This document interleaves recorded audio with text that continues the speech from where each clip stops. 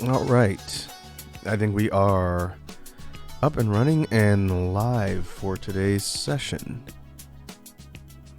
So let me get everything loaded up for the drawing stream, and we will go ahead and get started.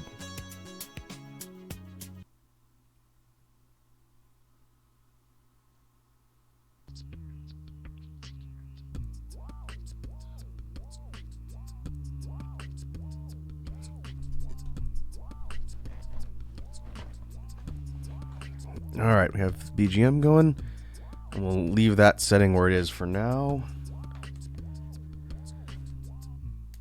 I made some tweaks to my audio settings, and hopefully it'll allow me to keep better tabs on things.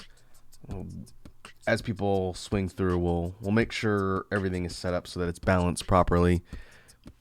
I think my mic should be a little bit more prominent and in the foreground on the sound mix, and the BGM should be fine in the background.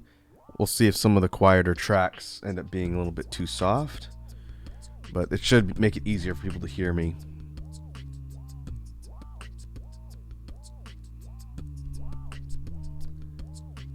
Alright, so what are we doing today?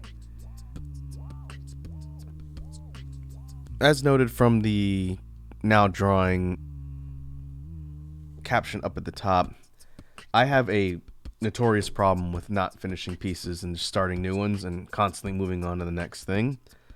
So in order to curb that and sort of follow up on things that we've done here on stream, I'm calling it a challenge just because it's always been a challenge for me. But we're going to run through the final steps of completing some of our recent drawings. And I'm going to start back at the most recent one, the AI image that we drew. And I'm going to do the color assignment for this one, and then do the shading, and then we'll continue to move through some other ones, and then just finish off whatever is up in the queue. That way we can just say that the pieces are done, and then when I have a place to post them, they'll be ready to put up, and people can look back at projects we did on previous streams, and it'll be kind of a way to sort of follow through on everything.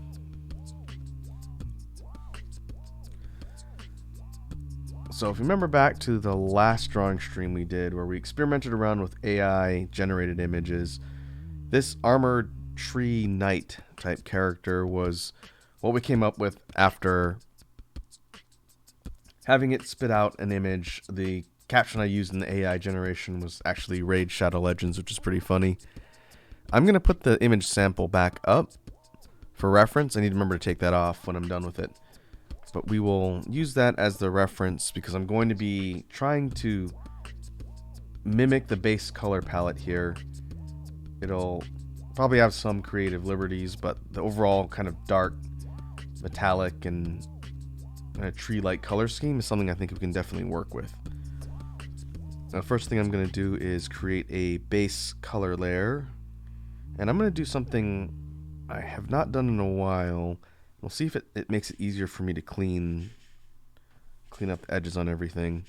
We went vector on the line art like we usually do now, and so it shouldn't be an issue, but I'm going to create a reference underlayer that's going to be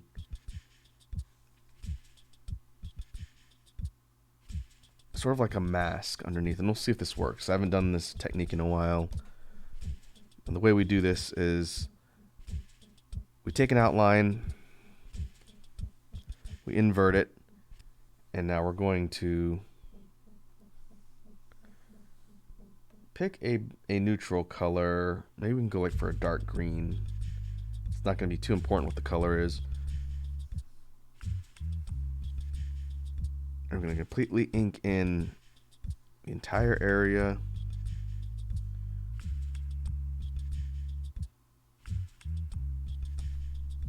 Okay, let's see.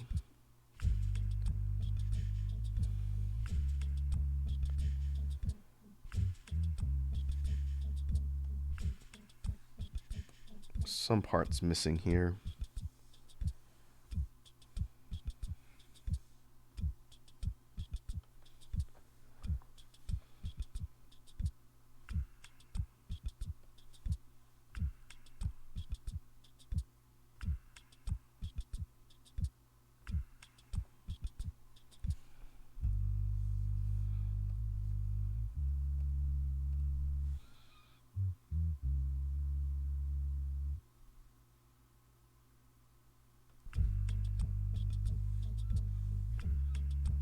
leave that there. This is basically going to become like our bottom masked layer to make sure there aren't any gaps in the actual color. Let me see. Again, I haven't done this in quite a while. Hey, Red Dragon's here. What's up, Red Dragon? Also, Wazzy. I see Wazzy's here. Checking audio. Audio is crisp. How is the levels of the BGM? And is it in the background? It's going to be a little bit of a range of volume since the tracks have different master volumes. But hopefully everything sounds balanced.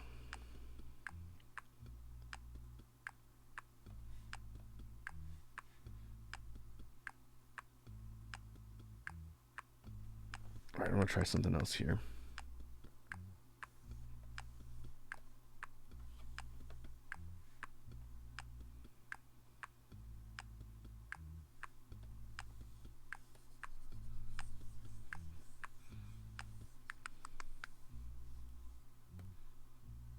I want everything to be blocked in here.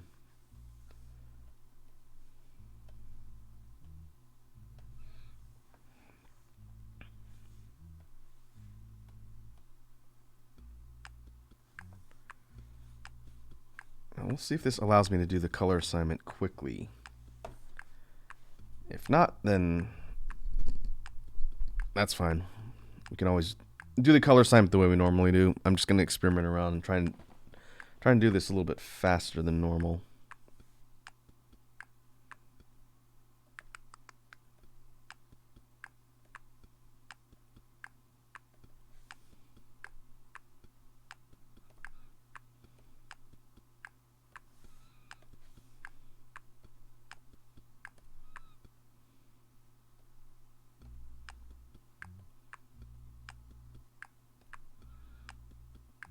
Okay, that should work. What we're going to do is sort of set a base palette for each section that we're coloring in, and I'm going to form fill this.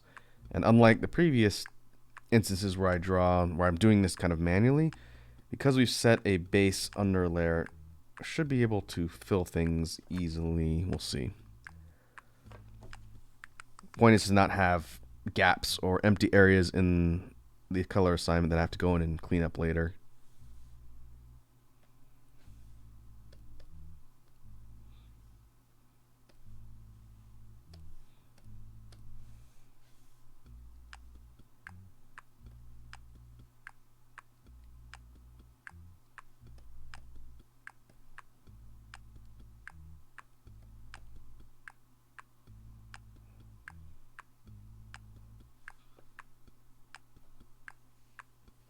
I see Red Dragon's going into lurk mode. I need to enable that as a command for my chat as well. Sorry that it doesn't work, but noted. Red Dragon is here mentally, but not physically.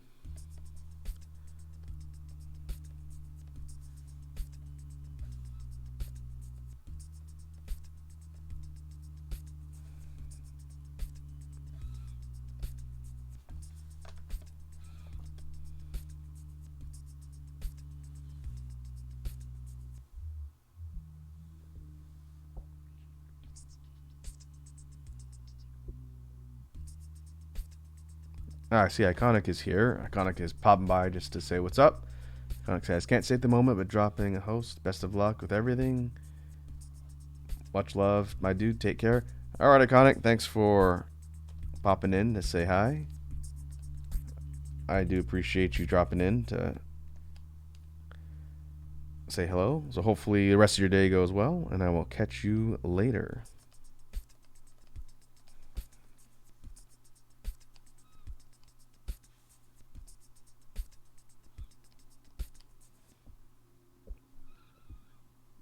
While I'm in here working on the colors, if I see any sections of the line art I need to fix, I will just do that now.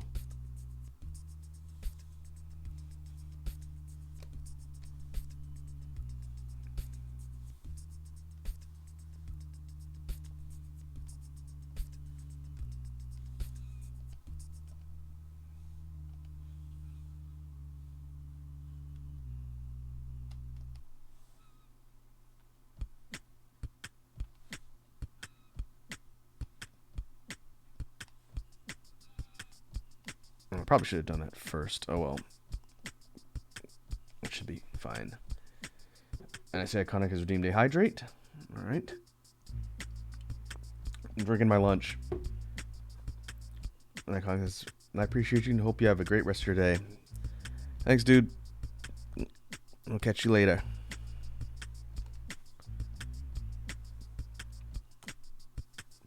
Alright, I thought I did the line art cleanup, but we might need to sweep through and just do one more pass on this. Save us some trouble as we're adding in the colors and then doing the shading.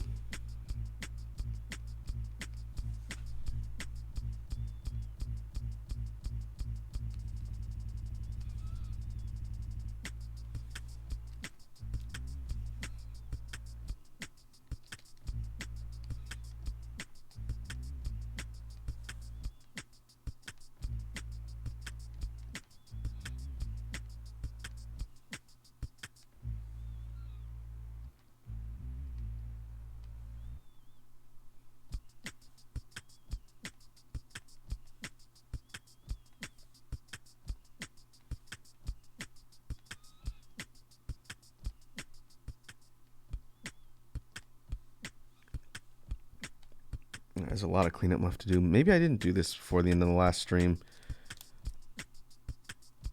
I can't remember. I didn't bother going back to the archives to see. I just knew there was going to be several projects we'd worked on before that I wanted to actually finish because I'm really bad at finishing stuff.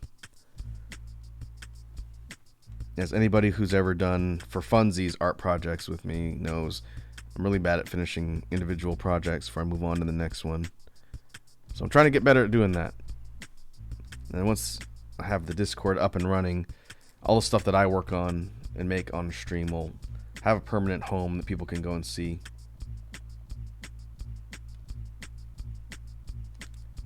That is coming soon.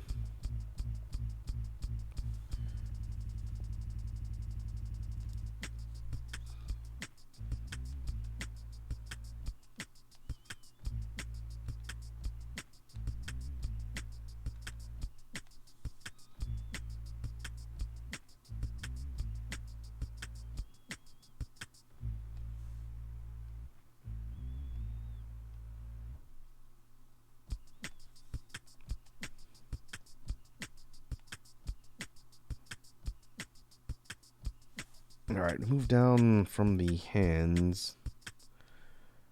Also keeping in mind any sections of the weapon that need to be fixed. Maybe down here. I think I'm going to redo that base mask layer again. It'll color fill a little bit cleaner once the line art's fixed. That's my bad. I should have checked before we started, but that's okay. It's not going to really cost us too much. Point of this is not to do things quickly, just to finish all of these projects. So it'll be a bit more of a chill vibe today. I mostly care that it's productive.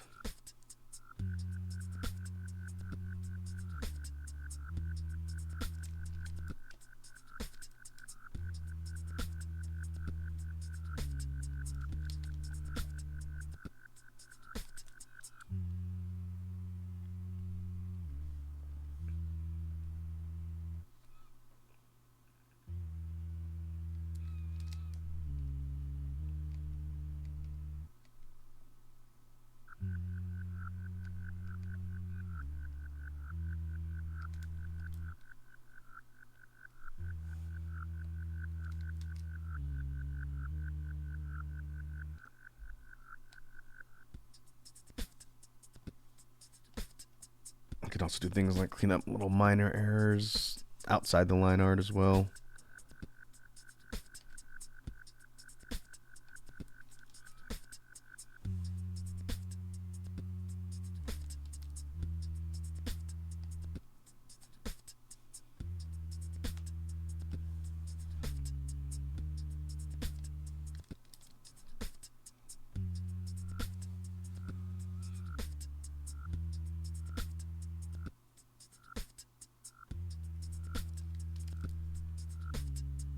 I move down to the legs and the lower torso.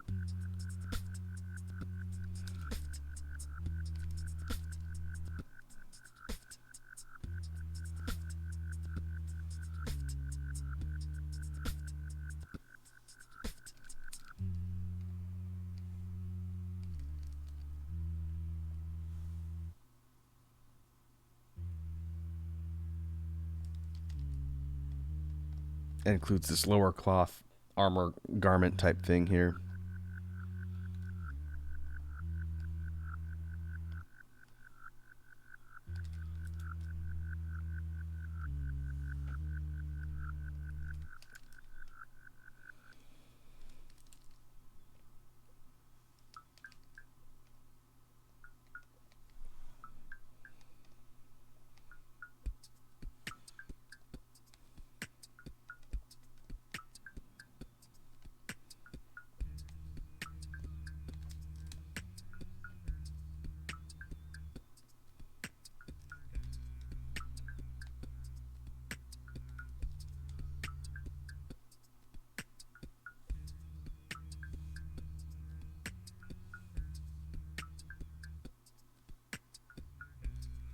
Okay, now we can work on the boots.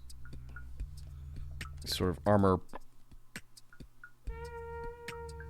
boot-like things that are plated and have this sort of rough texture.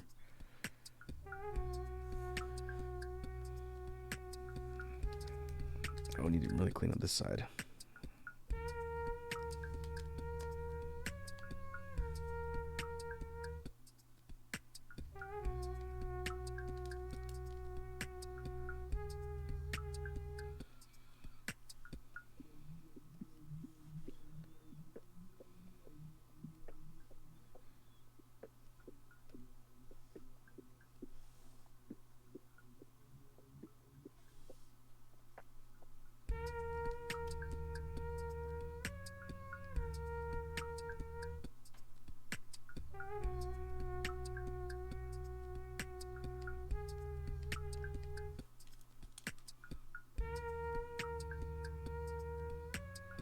Hey, Sarlad's here.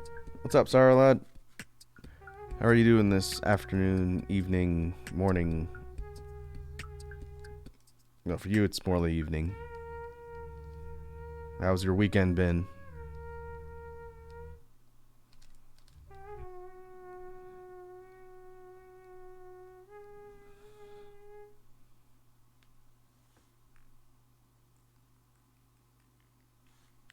And Core is here. Hey, what's up, Core? Welcome to the drawing stream. And Core hit me with a hydrate. Very well. We'll continue drinking my lunch.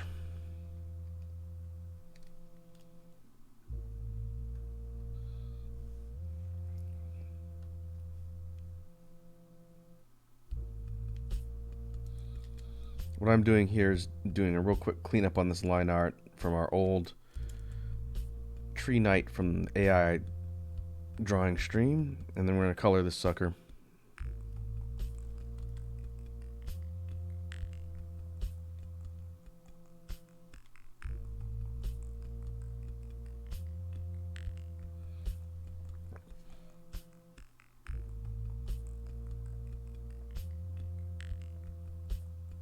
Cora says, I tried to redeem Stretch, but it won't let me.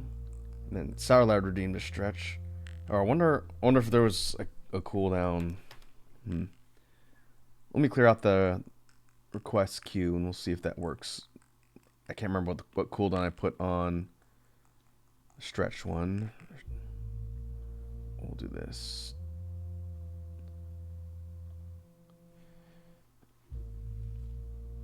Sourloud said, it's been great, just waiting for my ID to come in the mail. Aha.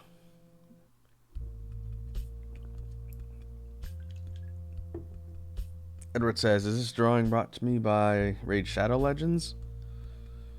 Hashtag not sponsored.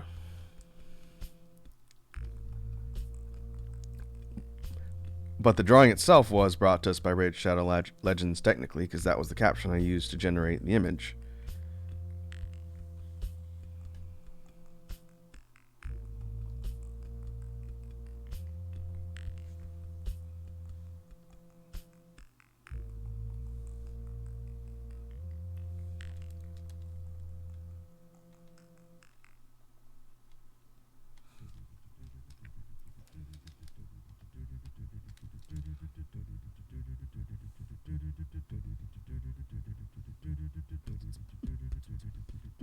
Okay, we'll delete these.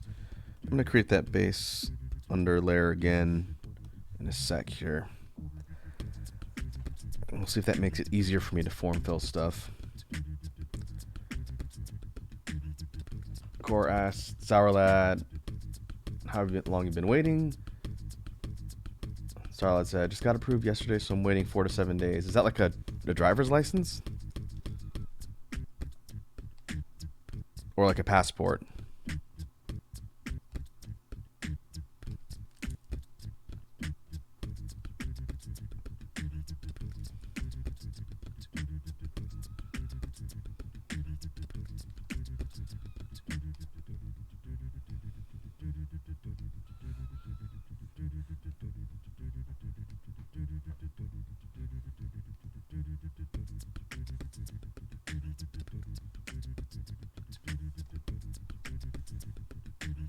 I'm just doing a final pass through to make sure I didn't miss any other parts of the line art. And then I will create that underlayer and see if that lets me fill things a little bit better.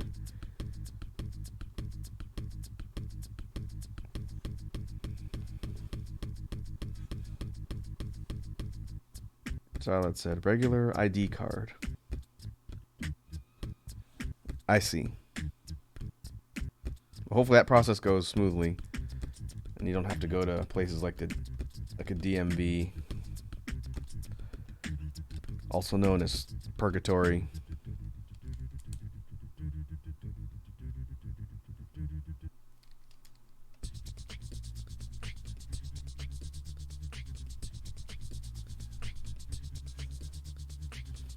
Of course, says you haven't been able to get any alcohol. Ah, yes, asking the real questions.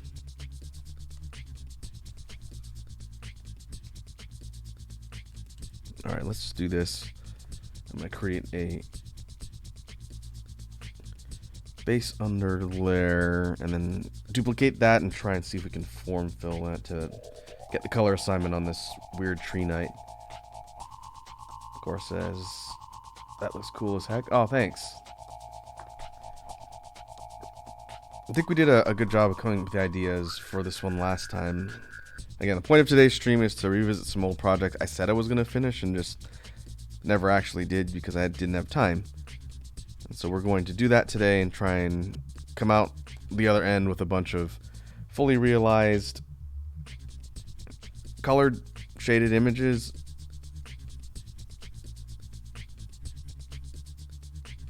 And then that will be something to put up on the Discord section once it's live for all of the art we've been doing.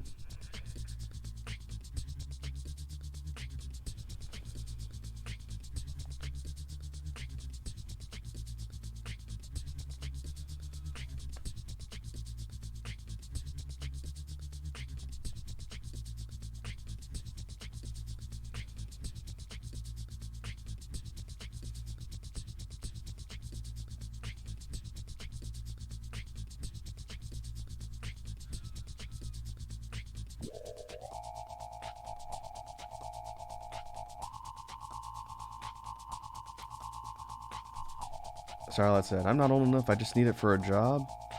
Edward says, my ID has been expired for a while. I should really get on that before I fade from existence like in Back to the Future. Oh yes, because our government needs to have 100% tabs on you at all times. But it's a good idea if you drive, in case you ever get pulled over. I should have saved the colors I was using. It's okay. We'll sort of recompile it together.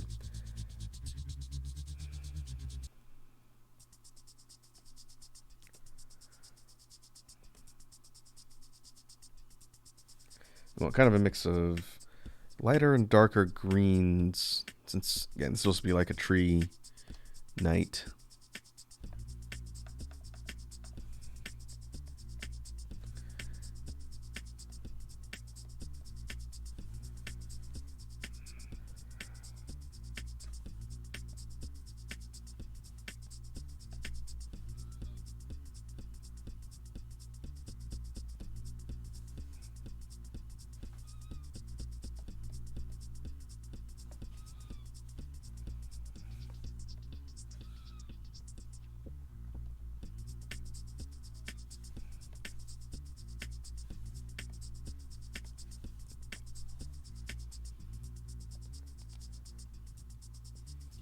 Charlotte said Guardian of the Grasslands. Or Forest, I suppose. And Core redeemed Save Reminder. Thank you. That will be very important today. Even if you don't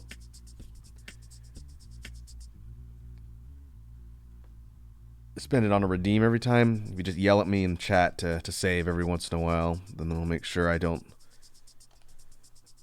lose my progress.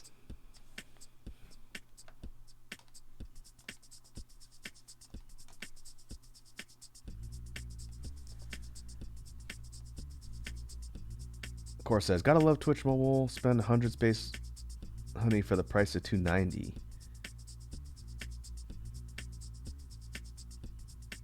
That's weird. I wonder if the redeems are buggy on mobile. And I see Med is here. Med is redeemed Hydrate as usual.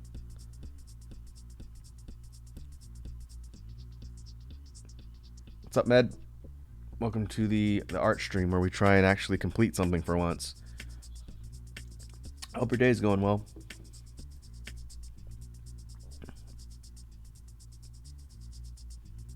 Core says that was spent on the save reminder.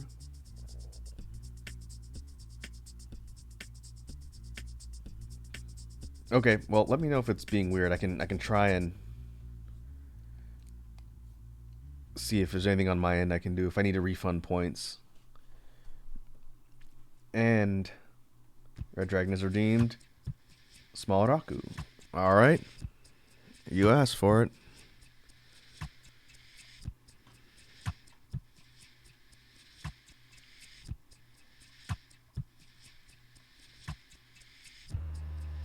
Here, I'm going to sit on top of my tablet.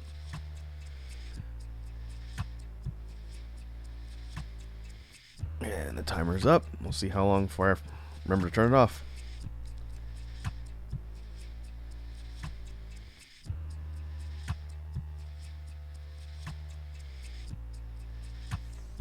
Red Dragon says, no alert popped up.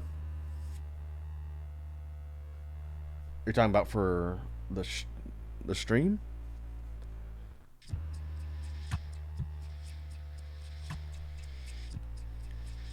Alright, let's keep filling down sections here.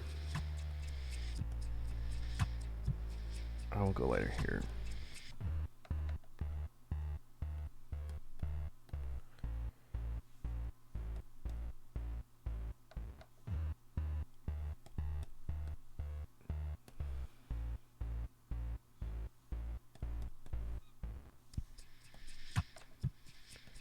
What we can do is get the basic color layout filled here and then see as we go if we need to alter different sections.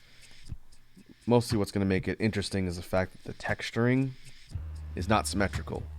So some parts might be shaded slightly different than others, and that's fine.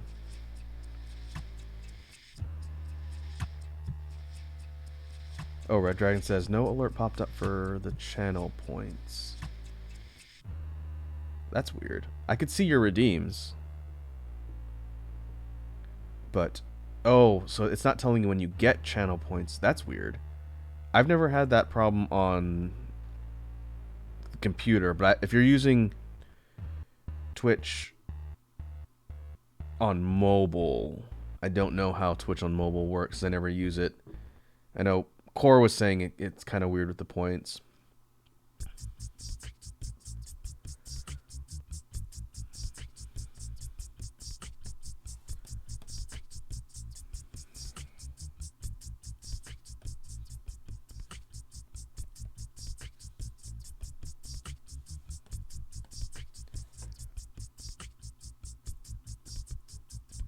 Core says, I'm doing pretty good. My partner's coming in from out of town tomorrow. Ah, nice. Hope that goes well. And Core says, yeah, mobile's buggy as heck. Man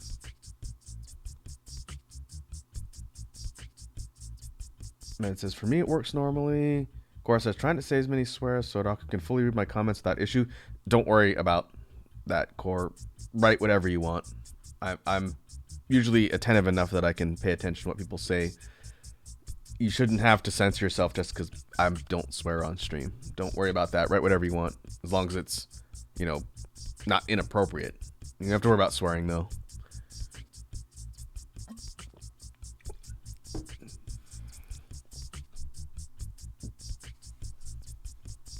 All right. Maybe I should just do all of the dark colors first.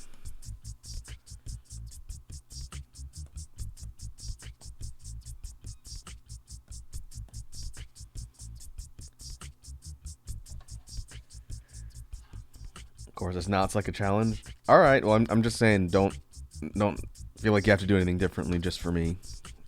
I want people to be comfortable, not have to worry about stuff like that here.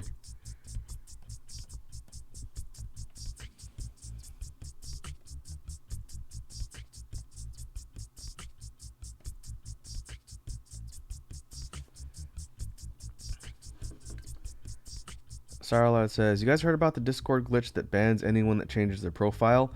I have heard that. I heard that in one of the other creator Discords I was in earlier today.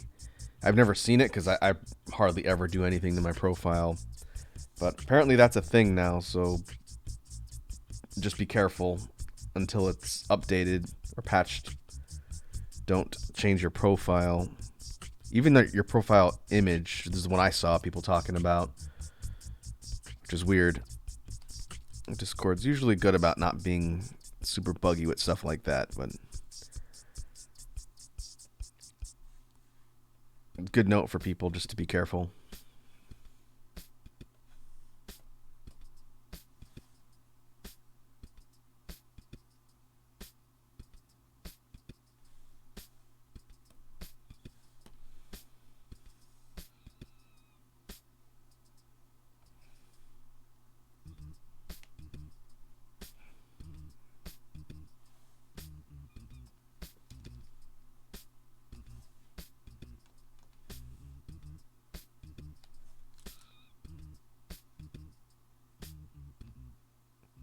All right, let's keep moving down the armor.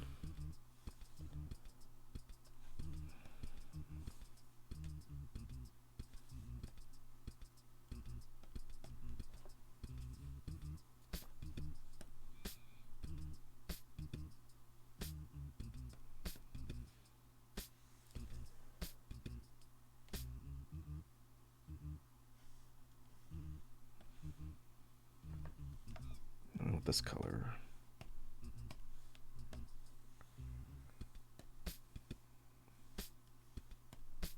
Which is different from that color.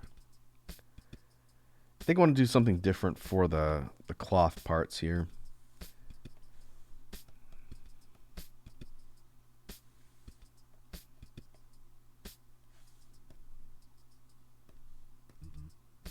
And these sort of charm things will make kind of a lighter, almost gold color, kind of like a brass or bronze metallic color.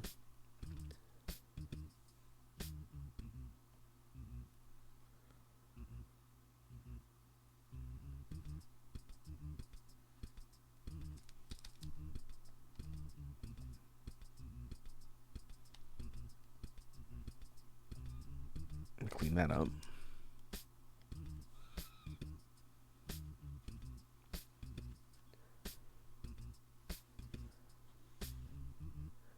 Core says, Rocco, I just want to say thanks for being entertaining and teaching me new beatboxing stuff, even if I'm too scared to beatbox in front of anyone. Oh, that's very kind of you to say, Core. You're welcome. You're quite welcome. Beatboxing is interesting because it is a skill that is uncommon. It is relatively uncommon for people to know how to do that. And so your average person you talk to on a day-to-day basis is not going to just say, oh, yeah, I know beatboxing, or they may have heard of it since it's pretty well-known mainstream-wise. People have seen it in a movie or like a music video, or they've maybe seen someone on the street doing it, but it's not widely known. And so usually if you tell people that you're into beatboxing, they'll want to see it. They'll say, oh yeah, show me something, show me what it looks like. And that can be pretty intimidating for people because, again, if you're being put on the spot, especially when you're just learning, then, it might make you nervous. Having learned dancing as well in the past, I definitely can understand that. But I think part of it is practicing and just learning the basics and being comfortable just doing it on your own. And then you may never choose to do it in front of people, and that's perfectly fine. But as you sort of get better at it and understand different things and concepts, then it will kind of make you more comfortable just having access to the knowledge, if that makes sense. And then if at some point you want to show people, maybe a good way to sort of ease yourself in would be to show someone who, you're really close to, like a friend or family member or partner, and say, hey, look, here's something I'm learning. It might sound kind of rough or sloppy, but here's what I'm learning. I want to get better at it. And, if they're someone you trust, they should be able to give you good feedback and say, oh yeah, that's interesting, and not, judge you. You don't want someone who's going to embarrass you just for showing them something that you like. And then from there, you get more comfortable just being able to show off this thing as you get better and whatnot. And then if you choose, again, you don't have to do this. You can choose to do whatever you want. But from there, you can maybe branch out of your comfort zone a little more. And I'm not saying get up on a stage, because even I haven't done that yet.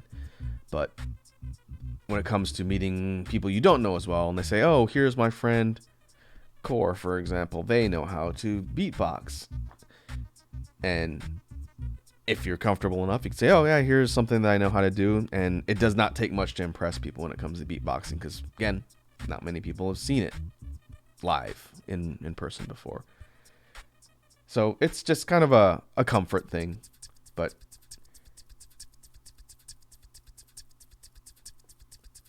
I say just continue to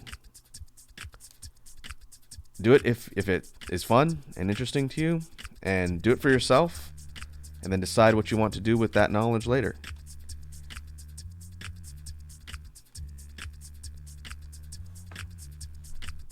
Gore says, pro tip, if someone claims to be a friend and then embarrasses you for something you enjoy doing, they aren't a real friend. That's true. That is very true. Part of the challenge is when people learn something that they think is interesting or neat, sometimes they want to sort of show other people on your behalf, right? So you just kind of got to be aware that's something that could happen if they know you have a skill.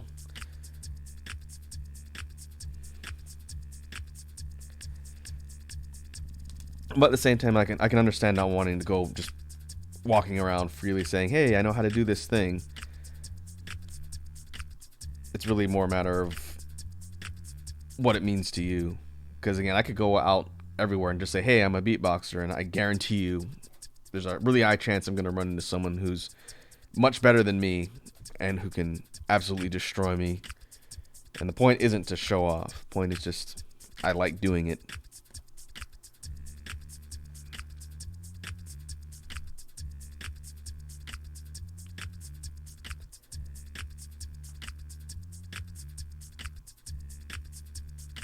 But one thing I want to do, this is kind of just a heads up for folks here, since we've talked a lot on stream and whatnot.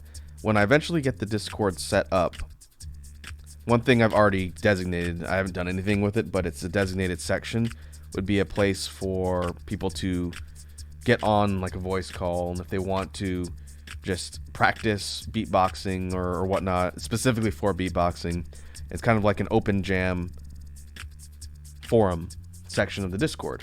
And depending on how things roll out once it's live, I'll probably be in there from time to time, maybe just practicing, or maybe we'll have like a kind of scheduled time for that. And if other people want to jump in and just talk about beatboxing or get pointers or whatever, it's not supposed to be like a lessons type thing, because I'm not a teacher, but it's more of like just a place that people can talk about beatboxing specifically and not have to worry that someone's going to come in there and embarrass them or anything like that. It's supposed to be a good place for just that type of content.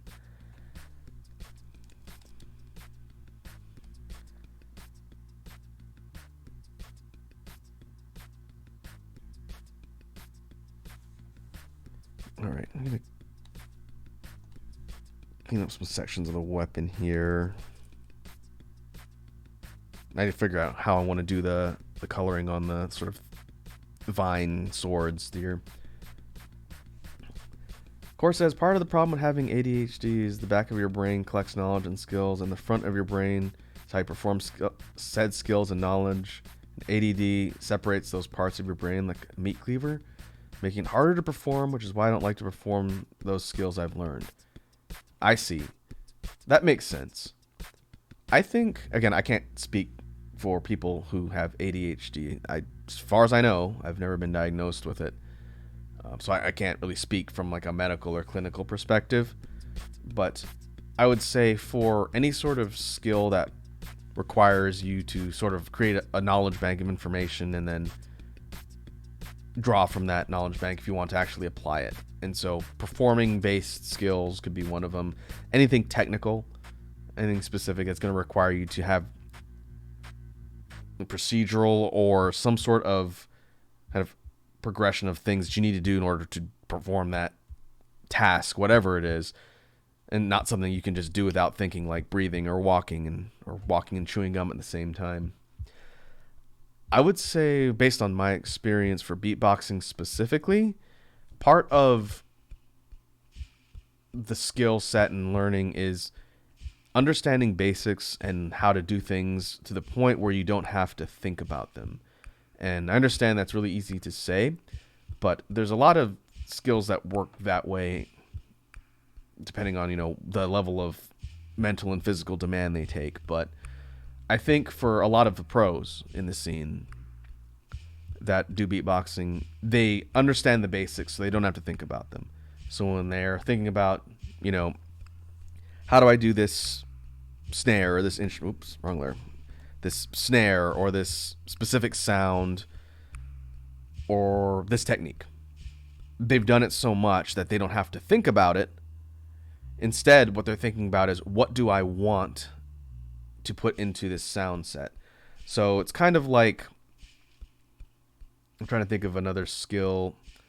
Maybe something like cooking. We were talking about meat cleavers, right? When you are learning how to use a knife in the cooking world, and this is something I could speak to specifically. When you're first learning how to use a knife, your primary focus is not cutting yourself, right? If someone says, chop this carrot, and you're just learning how to use a knife properly, and it's a sharp tool, your main focus is going to be, I don't want to cut my hand or my fingers and go to the ER. But the more you practice and get familiar and comfortable with how to hold a knife, how to control it, make it so your fingers are always out of the way and using the right grip, then eventually when someone gives you a carrot or they hand you a knife and say, I need you to go take care of this prep, you'll understand it so well to the point where you won't be thinking about, not cutting yourself. Instead, you'll be thinking about, okay, how much am I going to chop? Or how am I going to chop these? What type of cut? Is it like a julienne? Is it a rough chop? Is it a mince, a dice? And the skill will already be on tap to safely and effectively use the knife as long as you don't get distracted. And instead, it's more, how am I going to use it? And what am I going to use it for? So I think that kind of applies to beatboxing. I can't say I'm super great at it because I haven't been doing it that long. But the pros aren't thinking about how to do an instrument or what's the technique for getting the sound to come out. Instead, they're thinking 5 steps ahead, where I'm creating a beat. What sort of sound do I want for the beat that I can just pull without thinking about it? And it's second nature. Do I want, this type of bass? Do I want this type of technicality? And instead of thinking how to do it, they're thinking how to use it. And that is just practice. Even if you start at the basic level of beatboxing, and it's just a simple, we can do kind of like a sidebar for this. I do like talking about this stuff, so it's perfectly fine. If you're starting off with just understanding the basics of constructing a beat, kick, hat, snare, and you just practice that over and over again, start slow and at the basic level, and you can do that without having to think, okay, I'm doing this snare, here's how I do it. And that becomes sort of second nature over time. The best way to kind of build on that is to start to work in more complex things and say, okay, I know how to do a simple 3-instrument rhythm. Now I'm going to add something like a double kick here, which I don't know as well. So I'm going to practice doing that and getting better at that. Oh, Edward says, yep, we're well past the timer, so You folks got a lot of small Raku time. That's okay.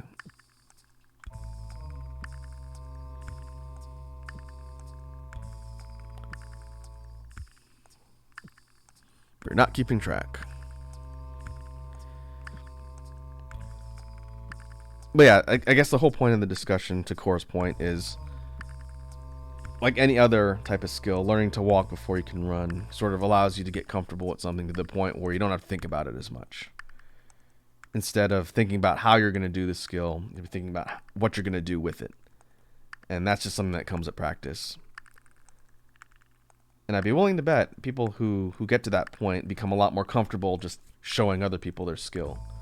Core says, no joke, walking and chewing gum at the same time was something I had to actually work at when I was younger. Well, sure, and it depends on how your brain's wired too.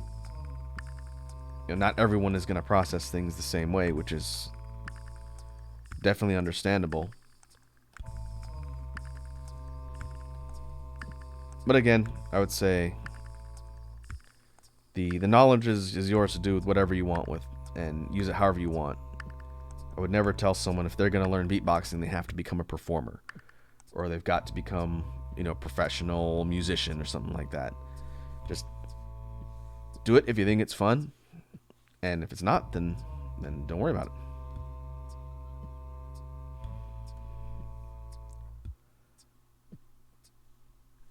All right. Ooh, I gotta think of what I'm gonna do with the hands. I like the idea that this character has got gloves on.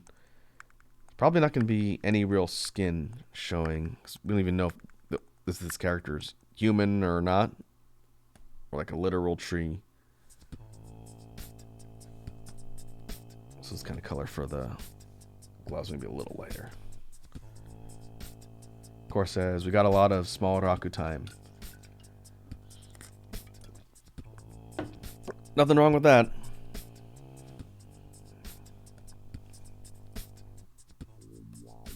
That redeem is there just for your enjoyment.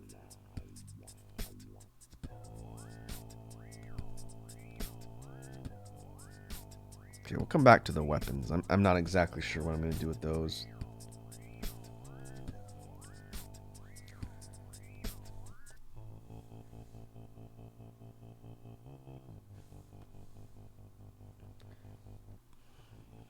Oh.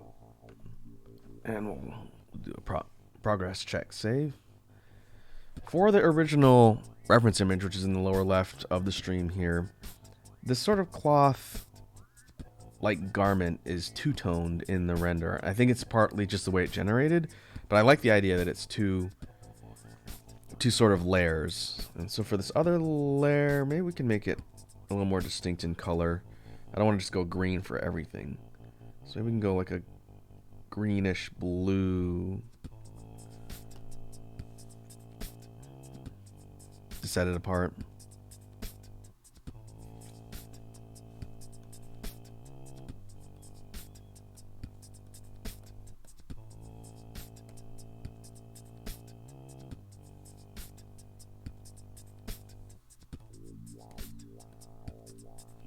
That sort of darker color for everything that's like a vine type, not appendage, but just that texture. Of course, says Planty Boy. Yeah, it's definitely the vibe I got from kind of looking at the original reference image. It's some sort of armored character, but I kind of like the idea based on the weird shape of the helm, that it's like this kind of plant knight. I think that's an interesting concept that lends itself well to different design ideas. And I really liked doing the AI generated character creation thing. We'll do that again in the future. I don't know if it's going to be something like this, where it's kind of more armored type character, but it's definitely going to be something we use for that tool to create. You want something fun. I was telling this to Wazi earlier, like last week earlier, in regards to the AI tool. If you take that crayon generator that we used before and you type in sleep paralysis demon, you get some very interesting concepts that come out of that.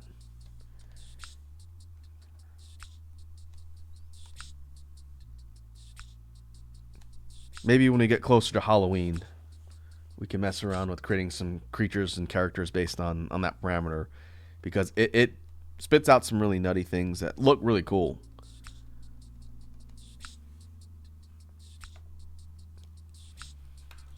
Like, let's see, I can probably show you guys one. I'll just change the sample. I saved a bunch of these because I was just messing around with it one day. I thought, man, some of these look really cool. Like, it looks like something that would be right out of a horror painting. Let's see, where's a good one? Here's a good one.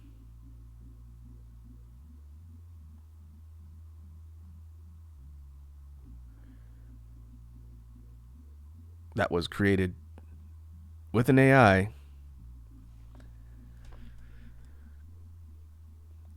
And it's a little bit hard to define, but I think it looks really neat. If we took something like this and tried to create a creature design from it, I think we could definitely do something fun. It's like a big sort of plant or maybe bone type of creature. Of course, that's terrifying. Seriously, go to the that AI. If you need the link, I can put it in chat. But if you go to that link and put sleep paralysis demon, it spits out some really cool stuff. If you like horror, I'm not the biggest fan of horror, but I do think it's an interesting aesthetic. So maybe for Spoopy Month, we can come up with some interesting ideas.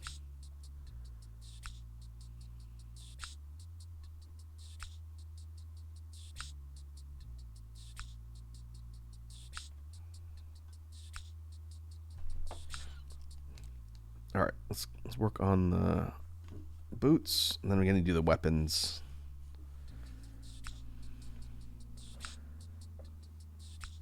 So that says sleep paralysis demon. I haven't tried looking for bee demon. That would be interesting. You know what would be cool? Now that I'm thinking about it, I should write this down. I need to make a note somewhere. For the Discord, since I want to have a fan art section for all of the things that you lovely folks create for me. And I could probably migrate a bunch of the things that people like Pink or Wazi or other people have drawn for me.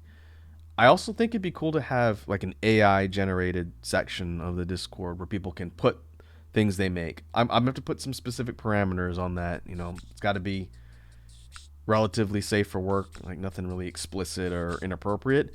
But people want to play around with that AI tool and create some cool stuff, and they think it'd be just neat to share with everyone. Then I think having a section for the AI generated images would be really cool,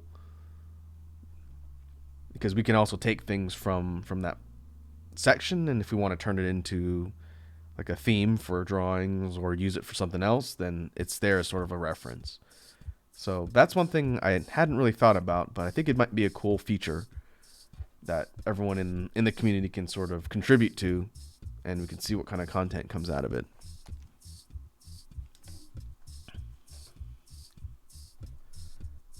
Sarlat said, "Is it even possible for the AI to make NSFW stuff?" I don't know. I honestly haven't really messed around with anything like that. I've been too busy just having it run the same parameters for things I know creates cool ideas for drawings. I think there's filters in place that keep it from doing that. I don't know.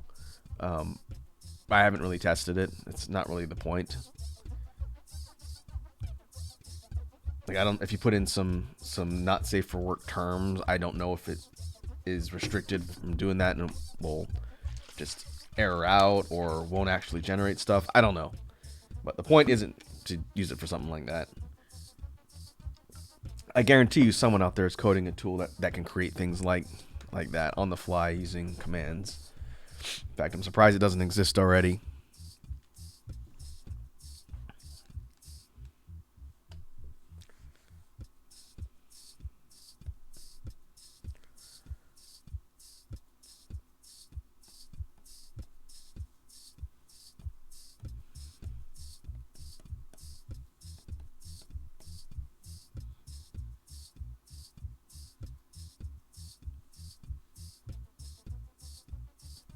Okay, now I'm going to figure out the weapons.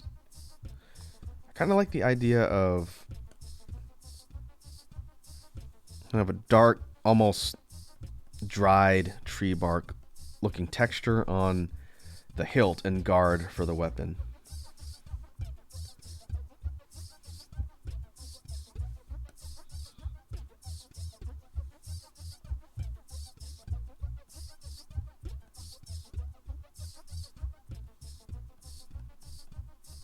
The real question is going to be for the actual parts of the blade.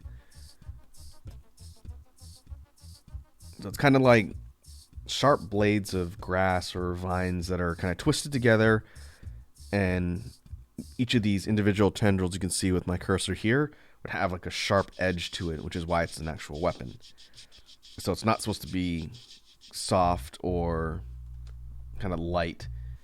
These are supposed to be kind of sharp edges, almost like thorns, but with like a honed bladed edge to them.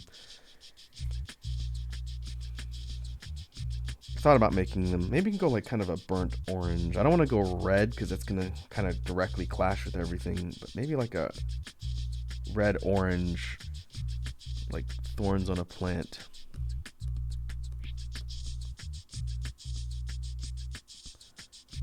Let's do this and see how it looks. One thing that I can do that might make this even better would be to add some patterning on here, so it's not just a solid color. I'm going to do that for the armor. I want to add some actual texturing like you see in the reference image, and I think that'll make it look a little bit more organic and then just flat colors, and then we'll shade. So if we do a layer above this,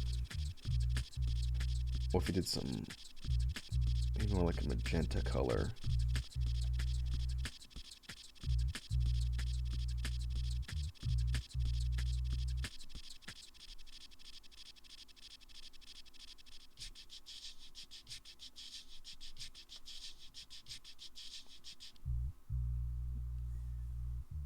And we have these sort of tracks that are part of the bits of the weapon. Not really like veins, more just color patterning.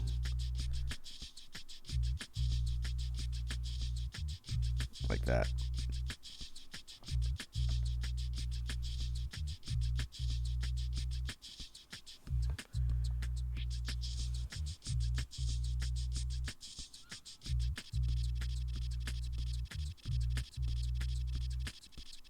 And sort of solid lines for the pen tool.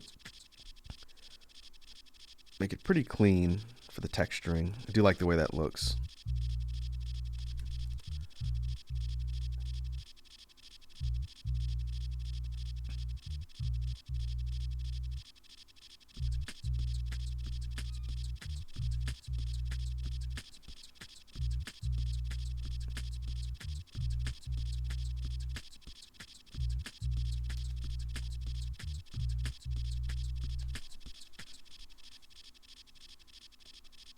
And do something like that. Gives it kind of a more poisonous or toxic type look. For the armor, I kind of want to put the texturing on all of these dark sections you see like this. And I don't want to make it look too distracting.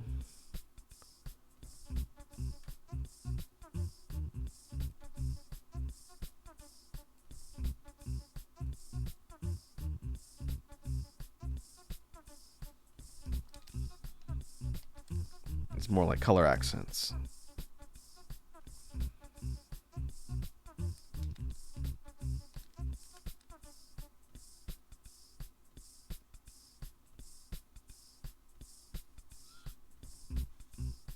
And it won't be symmetrical, just like you'd see on a plant. Kind of in the wilderness, there might be different color patterns that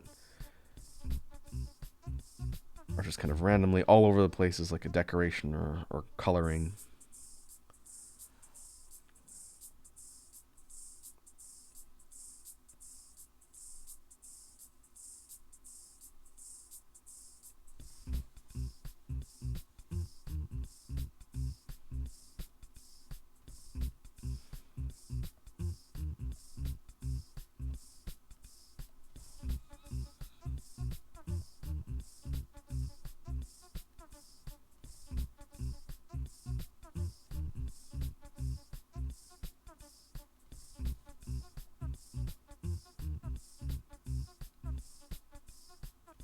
put similar sort of patterning on the lower body. Anywhere where we have this color. And we'll leave it off of the bracers.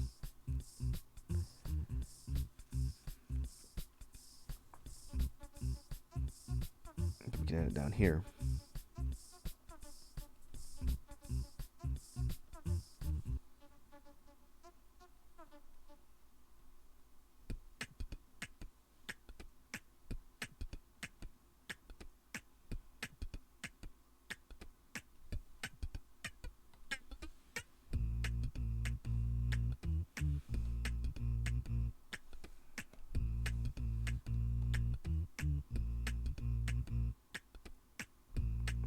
Alright, I think that'll do.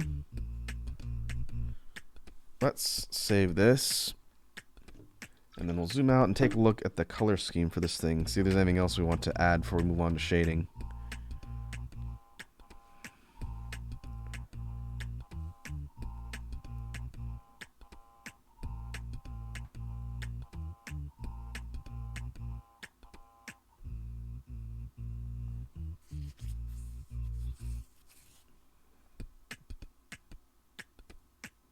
I think that will be good for now.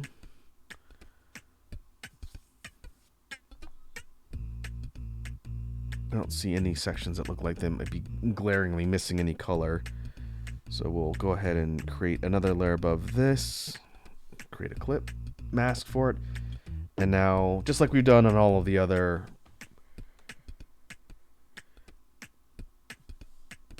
previous projects, we're going to do kind of a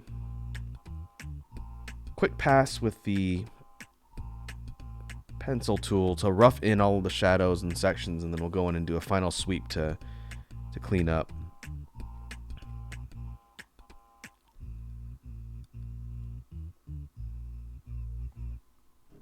But I think it is coming along. Might not actually get a ton of these done today, but if we get at least a couple finished and completely rendered, then I will be happy.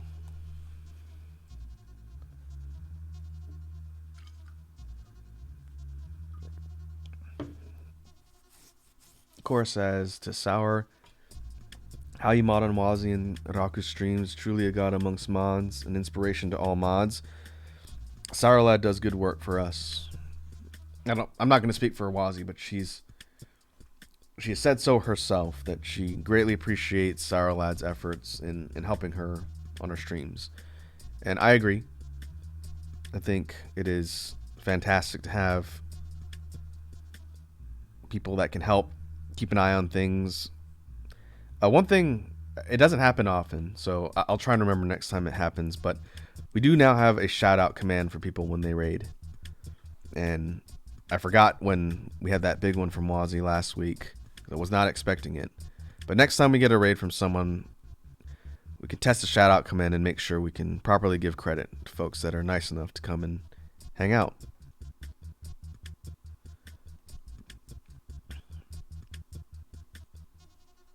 But I understand Sour Lad is volunteering his time to help us out on stream. So again, we really appreciate it.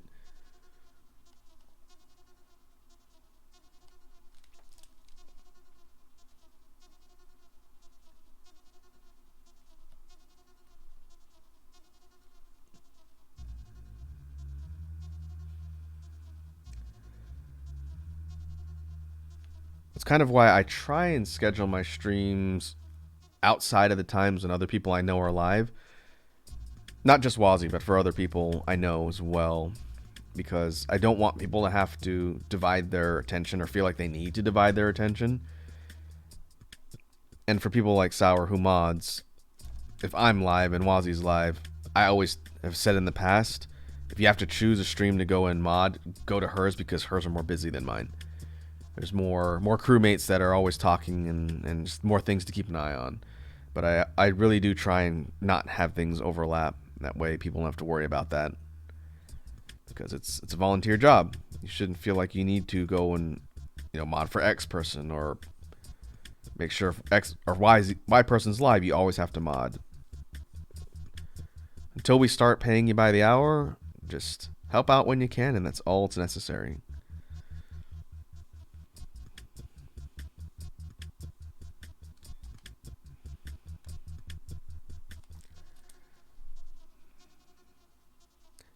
I will say next week is going to be busy, though. With Extra Life coming up, it is going to be really busy over on the Talk Secure channel. And I plan on trying to catch as many of the event streams as possible. So it should be a good time. Point is to raise a lot of money for a good cause this year. So if you're able to attend, or at least just spread the word if you're busy, then that's 100% okay. And if you can donate, feel free. Again, only if you can. Otherwise, just hang out and watch the chaos. I know there's a lot of fun things that the Team Toxic people have got planned for that stream. So it should be a good event.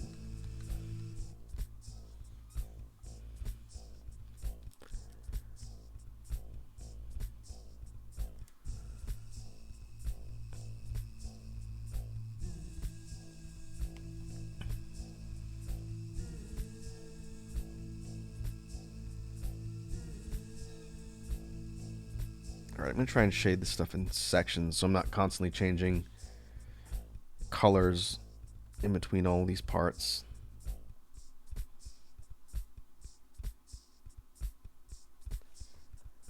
Starlight said, hang out and tell your friends to join. That's right.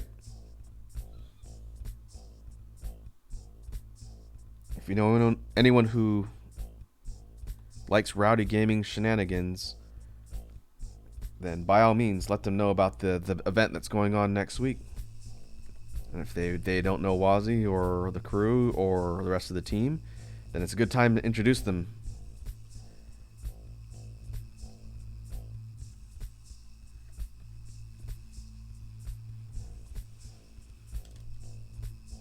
I forget what their total amount they raised last year was, but obviously the goal is to beat last year's total amount of charity raised. And I think there'll be a pretty good chance to do that, given how much the crew has grown over the last year. So I am pretty sure they'll have no issue smashing last year's goal. And also there's some good prizes to be won for donating and participating in the event as well.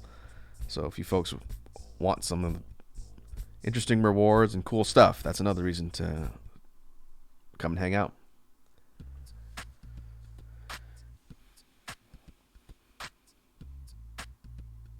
Core says, I just wish it didn't coincide with the one time I'm going to a con. And I think the goal this year is 5,000. Oh, well, like I said, it's one of those things where if you can hang out, then definitely do. If other stuff's going on, then that's perfectly fine too. It'll be over an entire weekend. I think a lot of people will be coming through, but it should be good. And as far as the goal, 5,000, I think they'll exceed 5,000.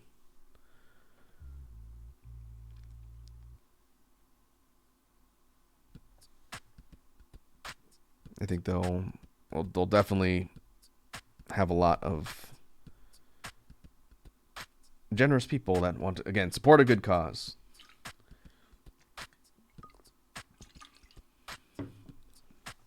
All right. Let's do these darker sections. Shading these is going to be a little bit tricky. By adding the light highlights, I've made my job a little more difficult. That's all right.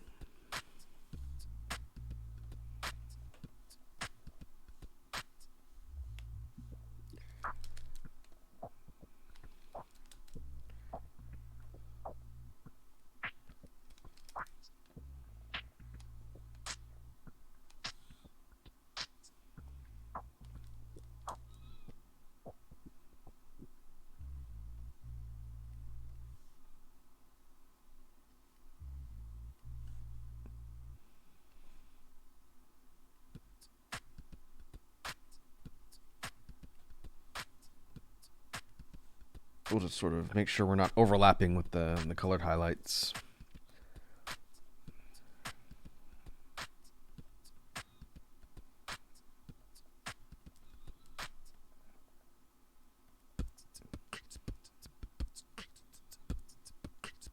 But we also want to make sure we're following the kind of contours and texture lines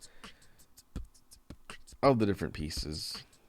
It's meant to be layered, or at least 3D. These aren't just drawn on. It's supposed to be an actual kind of textured look to the armor, which is going to be a challenge. The effect should be worth it.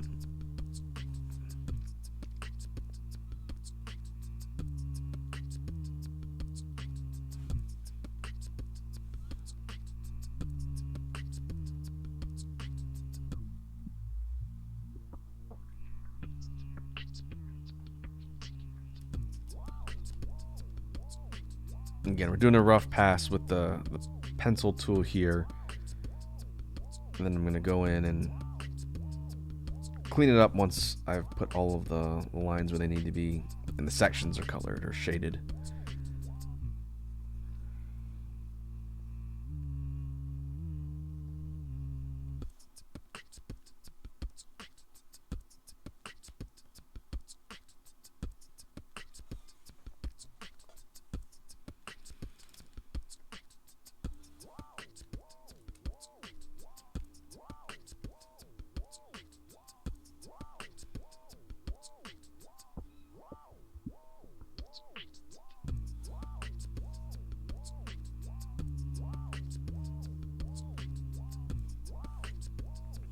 Okay, we'll do the section too.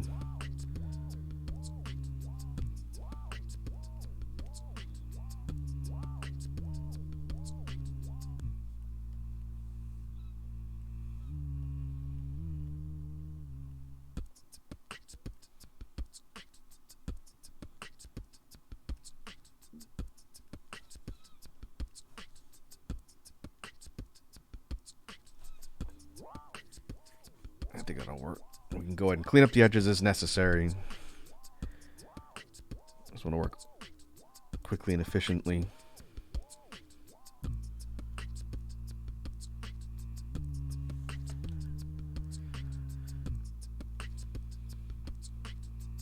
Also, on the topic of upcoming events, not sort of, I guess, related to Extra Life, I think there's going to be kind of like a kickoff / intro to the main event on the Team Toxicor channel today. I don't know exactly how Wozzy's promoting it, but there's going to be something different for today's stream. I don't know if she's shared much about it, so I'm not going to say what it is, but at her normal stream time today, she's going to be doing a thing over there, and I will be on that stream as well. I was so graciously invited to also participate, and that should be fun. So that'll be at 5:30 Pacific time or 8:30 EST,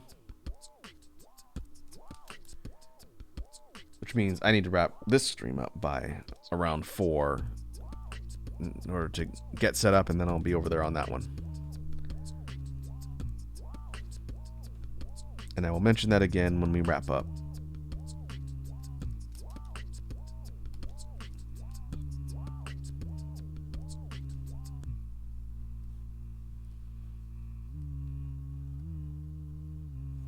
Now let's do this. Vines are going to be a different color.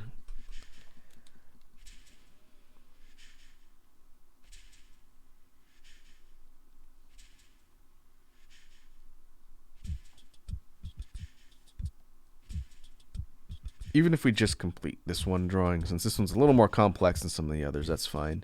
You can always start making a dent in some of the other ones I have queued up here.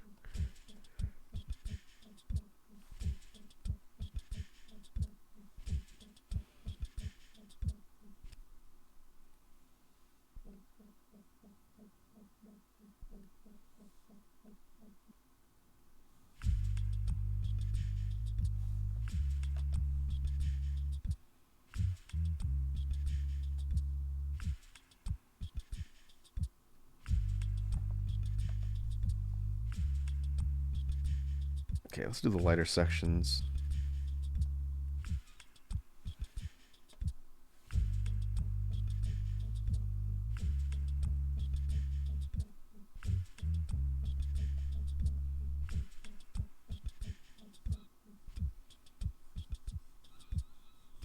Thankfully, it's mostly the upper torso that has these lighter sections, so that shouldn't take too long.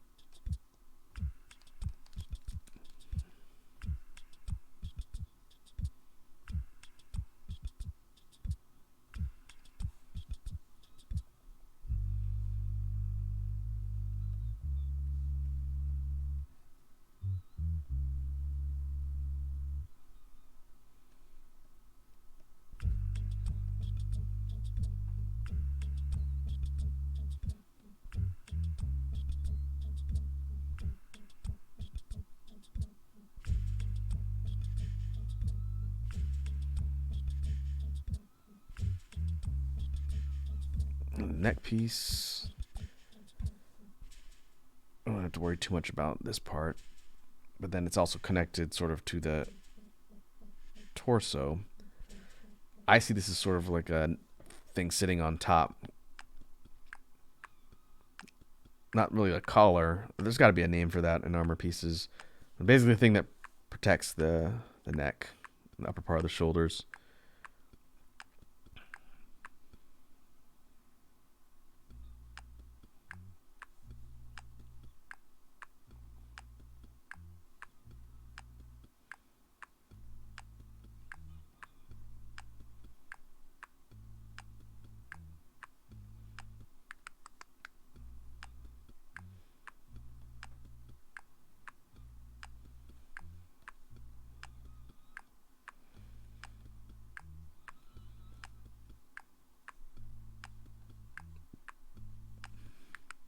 I might as well do the shoulder things too.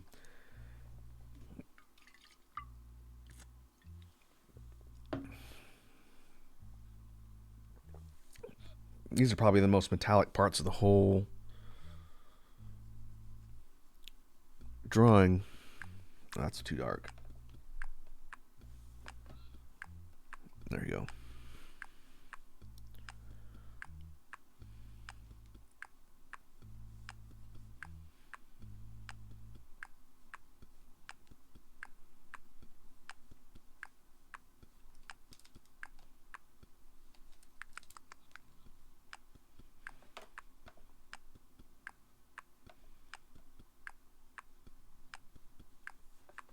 Maybe something like that. And same thing on the other side.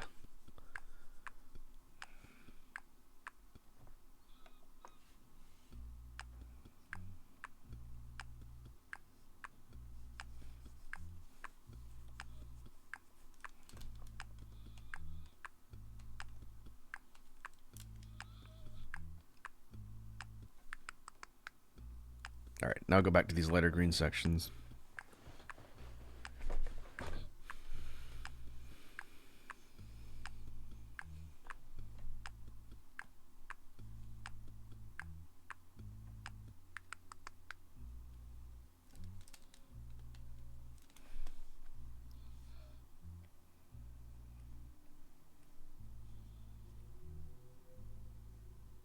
And I guess if I miss any other shaded parts, I'll just jump back and forth. I wanted to avoid doing that so I'm not constantly having to change colors. But like here, we need to finish this shoulder.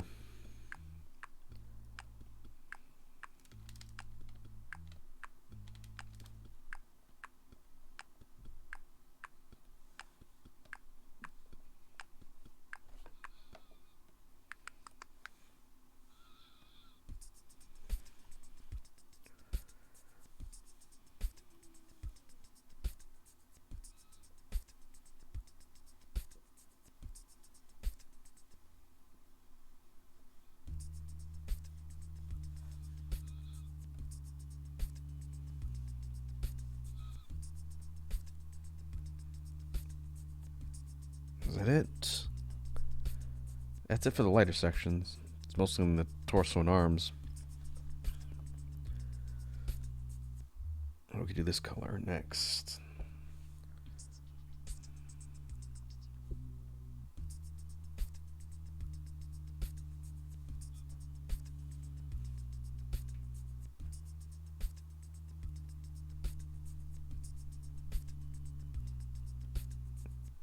this sort of underlayer color is also the same color as the pants.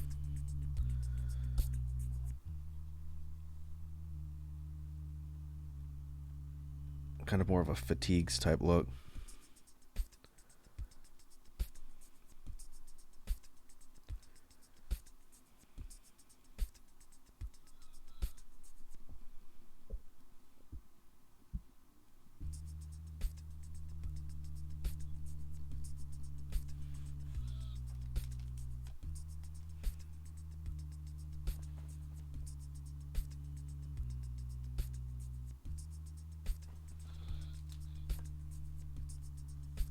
And we'll keep moving down. I'll do the armored shoes or boots while we're in this particular section with this color.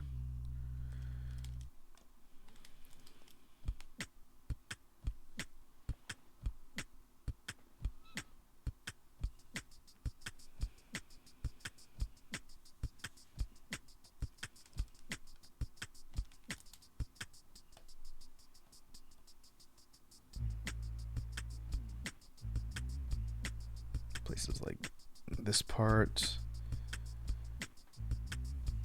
and this section on the other side. There's not a lot of this particular type of color to do the upper legs right here, and then I think that's it.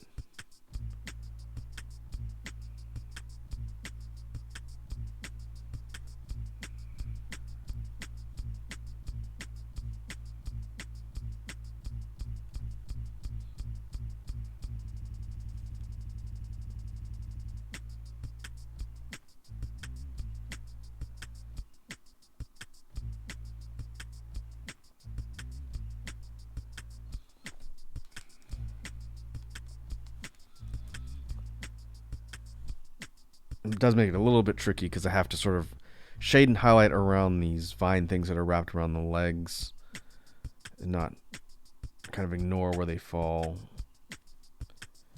So in order to show that there's actual depth and these aren't just drawn on like a pattern, that's something that's a little bit challenging here. It makes it a bit more complicated to shade, but it's not too bad.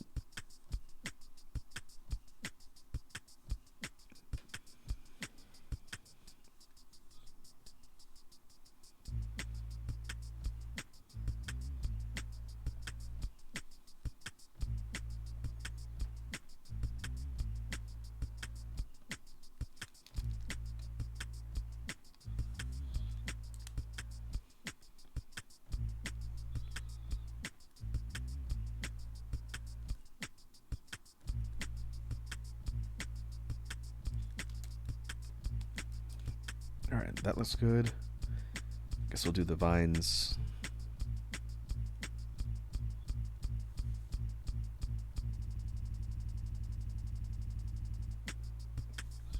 This color's so dark it almost looks black. It's maybe 2 shades above the very bottom of the color spectrum. That's okay.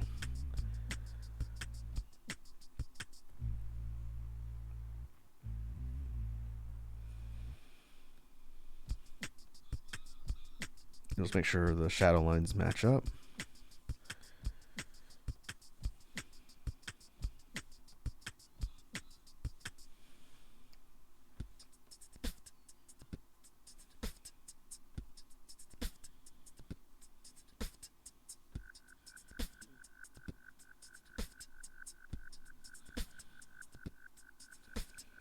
And same thing over here.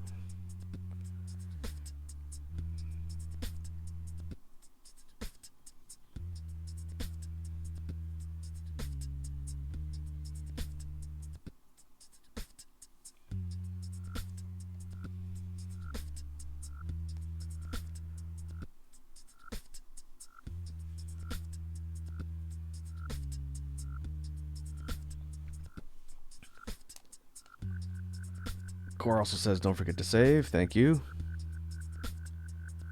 It has been probably 30 plus minutes since I saved last. Much appreciated. Any of you folks, I don't know how many of you use Clip Studio Paint.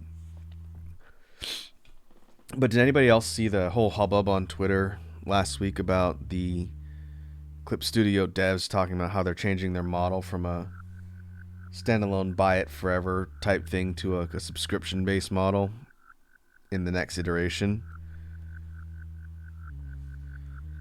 People were not thrilled about that.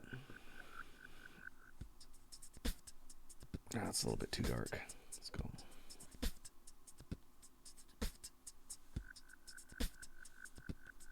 That's better. I think one thing I saw clarified by some people, which is not really a defense against that model, because I think that model is kind of scummy too, but for people who've bought it, like this is 1 point whatever. I'd have to look it up. But people who own it just won't be able to upgrade without paying for certain upgrades or features. It's not like your copy is going to just completely become invalidated like Photoshop once they turn that model on. I don't think. Because that was the first thing people assumed, which got them a decent amount of heat. But I don't even fully utilize all the features of Clip Studio now because I suck at using it. So for me, I'm probably not going to upgrade anytime soon. But as long as they have the features of the main program that I own in this version, and it still works for all that, then I'm good. As soon as they start taking away that, then I'm going to be annoyed because, well, I do pay for Photoshop. I don't like their model. I use Photoshop for some other stuff. And I do not like that the Creative Cloud is subscription based.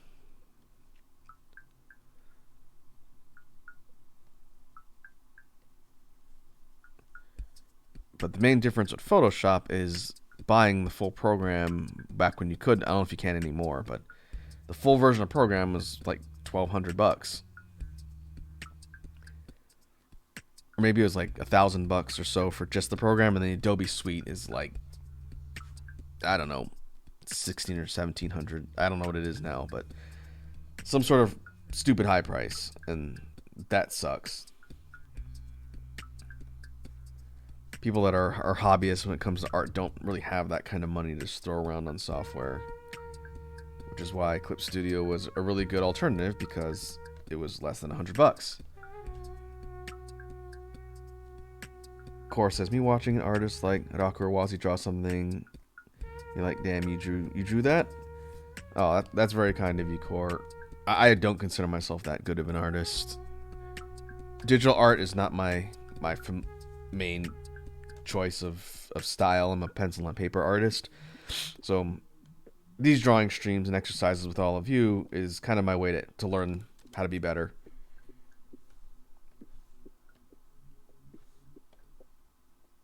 Let's see, where is this?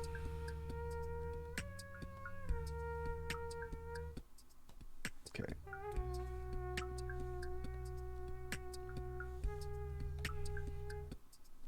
Is it hilt here? My problem is I'm not fast. I understand it's not necessarily the best to be fast when it comes to art, but when it comes to creating things and having decent output, that's the challenge. Like, Wazi is relatively quick. Pink, when they're putting their mind to it, are pretty efficient and quick as well. I am not a fast artist. I am, in fact, incredibly slow.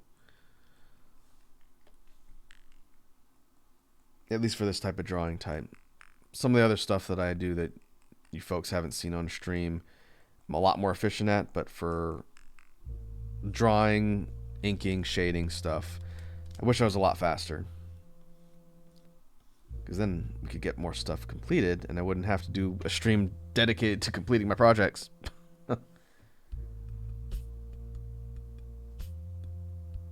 Cora says, but you drew that which you're working on right now. Yep, that's true. And it is taken. It's gonna be two complete streams by the time we're done with this one to finish. But that's okay. It's not really a race. I just wish I was more efficient.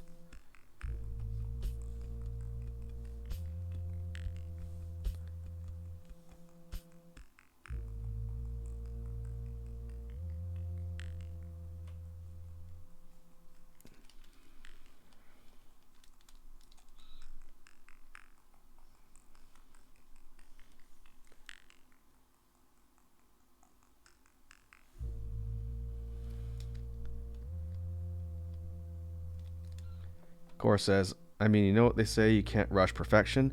That's true. When it comes to the process, it's definitely more about quality, not quantity. But they also say finish what you start, which is a different problem.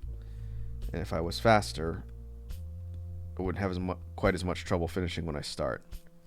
That's why I don't do commissions. I know people have asked me, I don't know why people ask me, but they have asked me before if I do commissions for stuff like this, and I tell them no, because the idea of doing things by spec for commissions is not super appealing to me. And two, figuring out a price point and a reasonable timeline that I could charge someone would also be pretty difficult. So I always tell people I don't do commissions for that reason. I've also heard some horror stories from some of my peers. I'm not saying anyone that we know has ever had to deal with this, because I haven't asked, but the idea of difficult customers when it comes to commissioning is not something I want to deal with either. You know, the infamous 15 revisions before the final product is ready to be accepted and paid for.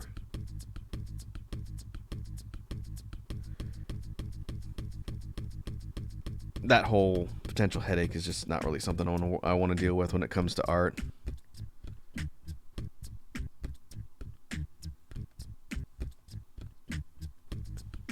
Cora says, not that your art is bad, but I'd rather commission you for a beat. Well, that's fair.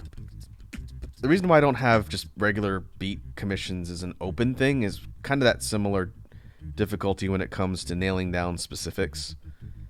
Like for you folks that I know, that's different. Like I trust you folks. If Core or Sour or Iconic or anyone else from the crew came to me and said, hey, I'd like you to make a beat for this thing, here's what I want, I have no doubt that you'd be reasonable. But a stranger on the internet who I don't know and I don't really know much about, I don't know if I'd be as comfortable just, getting on a call and them saying, I want you to do this, this, and this, and make a beat. It's a little bit different.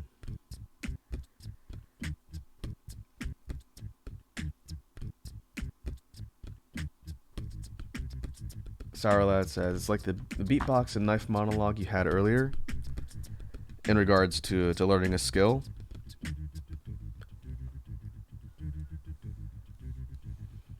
Well, I think it's different a little different when it comes to commissions, because that's money. People are putting money towards getting a product that they want, and I understand you want to get what you pay for, right? Core says also I can pay you an exposure. Yeah, I've never really been a fan of that mentality. If exposure was a currency, then people would never charge money for their work. And the whole idea of I can pay you an exposure might be a bit more weight if you were, let's say, someone who has a big following or a big fan base, and you could say, hey, this artist I've worked with is really cool, check them out. But people who don't have that and are offering to pay people an exposure, I think is not the best business tactic. Because for professional artists, and I'm not a professional artist, but people that do rely on commissions as their income, you got to think about how they do business. And the whole idea of paying someone for exposure and asking them to essentially work for free might not cut it for someone who's doing this for a job.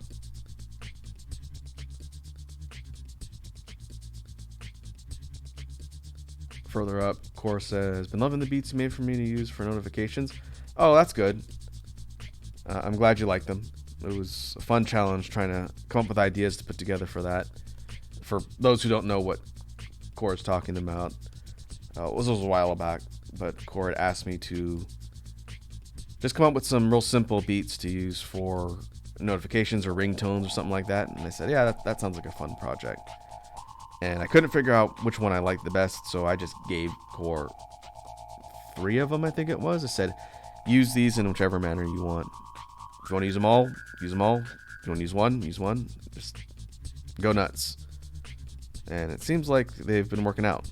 So that's good.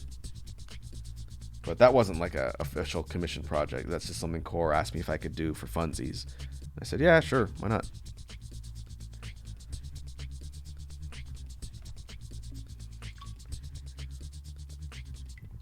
Zarlad said, exposure will not be paying anything.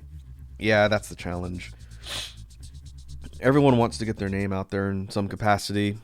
And, whoops, I don't want to get soapboxy or preachy here, but a lot of times if someone has commissions open, it's because they need the money for income.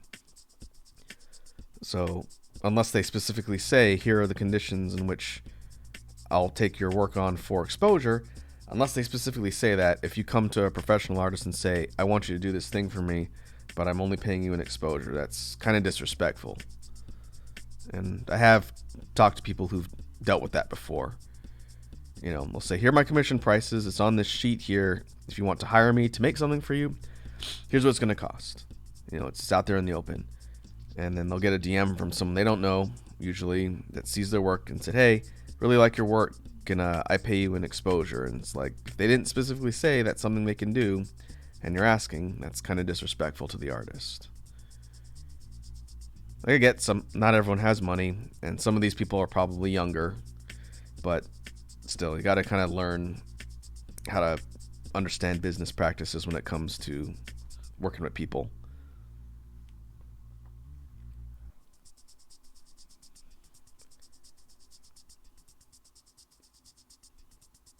Course says, exactly, and even if you allow that once, everyone and their mother will be like, I could pay you an exposure like you did for X. Exactly.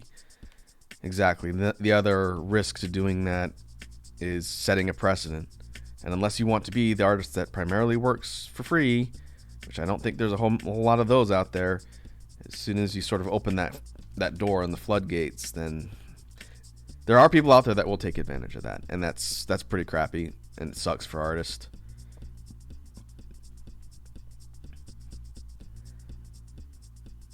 But largely it comes down to just kind of respecting the way people have set up their trade. When I do commissions, I have a specific idea of what I want, but I try and leave a lot of the interpretation of what I want up to the artist. And I don't want to be that guy who says, no, this isn't what I want. You need to go back and fix it a million times, because it's very frustrating for the artists. So rather, I have an idea, and it's like, here's the basic idea of what I want. I want you to come up with an idea for how you think that should be realized. And it's a lot more go with the flow than draw this one specific thing. Kind of depends. Like, if I need art of my character for something, I'm gonna say, I need art of my character for a thing. Here's what I'm looking for. Can you do that? And what are your ideas? You tell me what you think will look good, and you can kind of come to consensus on that. That's how I had my loading animation that Wazzy did done. That's how I had the end screen for the stream that Pink did. I pretty much said, here's what I'm looking for. I'm going to leave it up to you as the artist to tell me what you think will look good, and then we'll kind of work together. It was a collaborative process, but I did not want to have control over the thing. I said, you're the professional here, so I'm going to rely on you. And it worked out pretty well. I'm extremely happy with the results for the stuff I've got commissioned. Same thing goes for my splash arts and my thumbnail arts and my logo. I basically said, I'm looking for something like this. Show me what you think looks good. And we kind of rolled from there. Of course, says, it's like if I commission an artist, they will get both my money and exposure. Like, I want my artist to be able to eat. Exactly. I think everyone wins when you do stuff like that. The artist can help pay the bills, and also you're getting their work out there for them, which I think exposure should just be a given, really. And I've met some opposing thoughts on that from different people, and it's not usually artists that have opposing views, interestingly enough. I think no matter what you do for someone, you should expect that you're going to see some level of exposure. And that's on top of actually being compensated for your time, your materials, your labor, and all that. But if you're out there doing business on the internet, we all know it doesn't always work that way, unfortunately. But I always try and make it a point to support artists I work with because they do a good job. I want them to be successful. Of course, that exposure is just a side benefit of commissioning, not the payment. Exactly. That's what I was trying to say. And that's a lot more concise way of reiterating what I was trying to say, Core.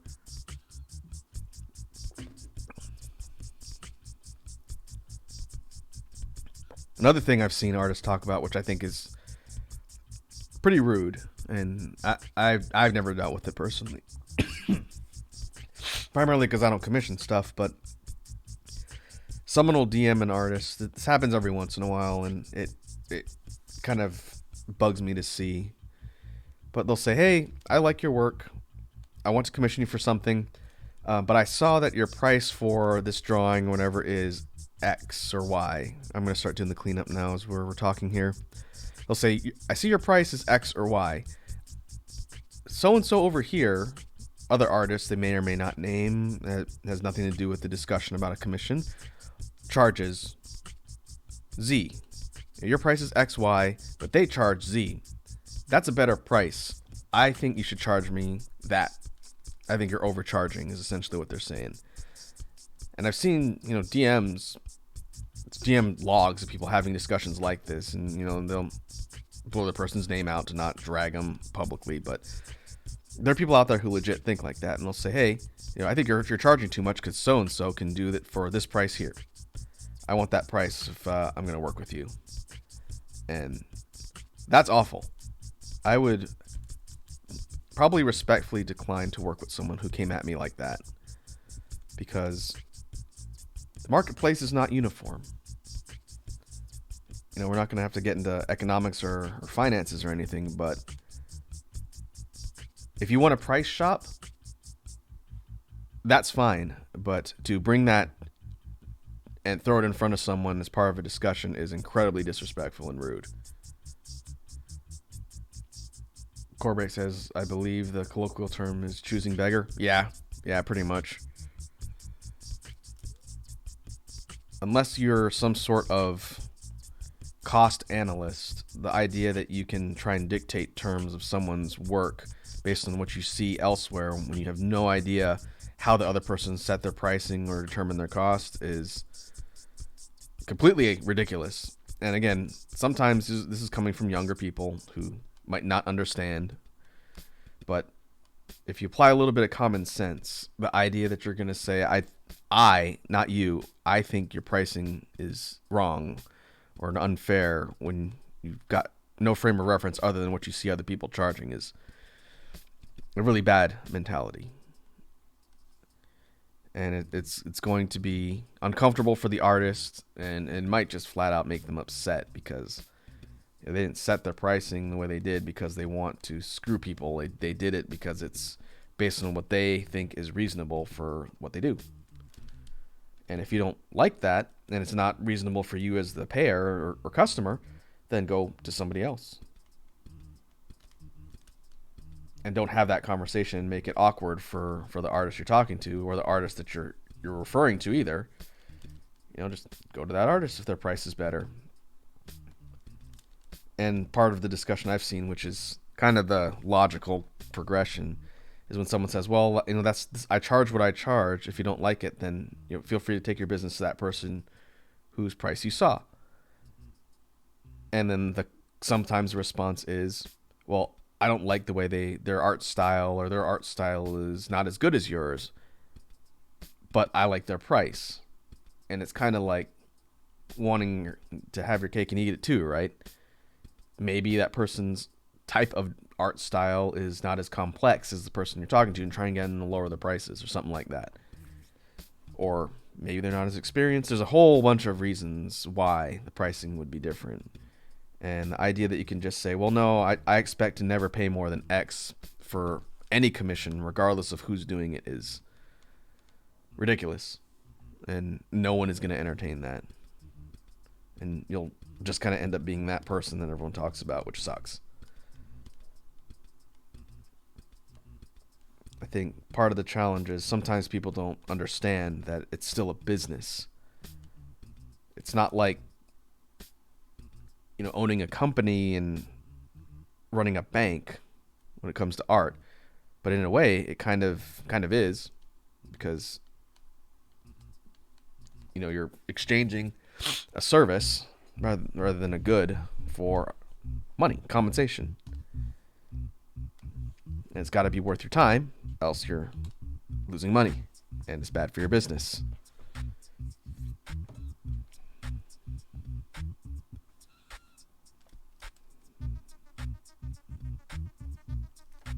And I don't mean to be preachy on this, but as an artist, and not one who commissions, but knowing people who do, I don't like seeing artists get disrespected out in the field. It's not good for anybody. So I apologize if this is a bit more of a heavy topic than I usually get into, but I know artists, and I want them to be successful. Core says you're paying for higher quality means you're gonna have to pay more than someone who's inexperienced and can't quite reach a level of quality you're asking for. And Core says, like, Raku, theoretically, how many hours did you spend on the single art you're working on now? Well, last stream, I think we were working on the AI challenge itself for maybe around 3-ish hours, and we've been going for almost 2 here. So probably as of right now, we're ballparking around 5 hours. But I'm talking and drawing at the same time, so there's a bit of leeway. If I wasn't on stream talking with you folks, I probably would shave off an hour, roughly. But that's okay, because I like talking to you folks. So that said, it's nice to have these types of conversations.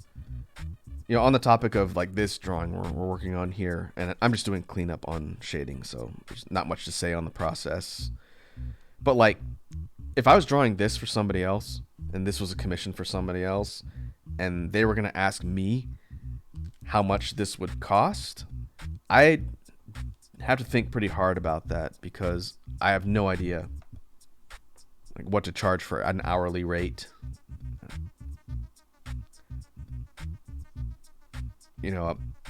I don't think my level of drawing is necessarily to like the level of some other people that focus on commissions primarily. People like Pink or Marsh is another one. Like, I would not be comfortable charging the same thing they charge, and I don't know what they charge really, because we haven't had discussions like that specifically.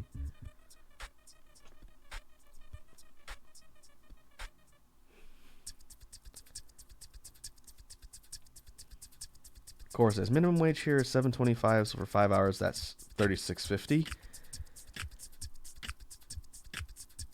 Yeah, if you're doing like a straight minimum wage calculation, then that's how the numbers would shake out, right? But also at the same time, do you equate an artist time to minimum wage in like a labor position? That's where it gets tricky, and that's another thing I'd rather just not deal with when it comes to commissions. Like, how do you set your price points? I think some people that I know and have worked with charge too little, and I've told them that before. I said, I don't think you're charging high enough for the effort and time you've put in to create this product. So whenever I see that, then I'll tip them. And sometimes they come back and like, hey, this is not what I quoted you. You sent me too much money. I said, no, that's a tip, because I think you didn't charge me enough. And that's probably not something you hear a lot, doing commissions out in the field.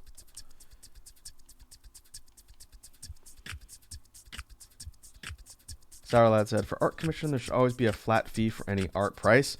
Usually people that do commissions set that, and they put it on like a price sheet. They'll say, for a sketch, here's your price. For flat colors, no shading, here's your price. For fully colored, rendered, everything else, here's your price, and it's set. And that's what people can either take or not take when it comes to hiring the artist.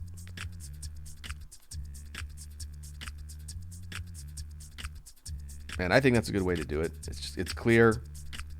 You know what you're getting for what you pay for, and just move forward. That's why, for the discussion we were talking about earlier with people trying to haggle a price when someone has set their menu, essentially, is ridiculous to me that someone would even have that conversation when you know what the artist charges. And if you don't like it, go elsewhere. Don't try and skim off the price just because you're comparing it to someone else and the stuff we just talked about.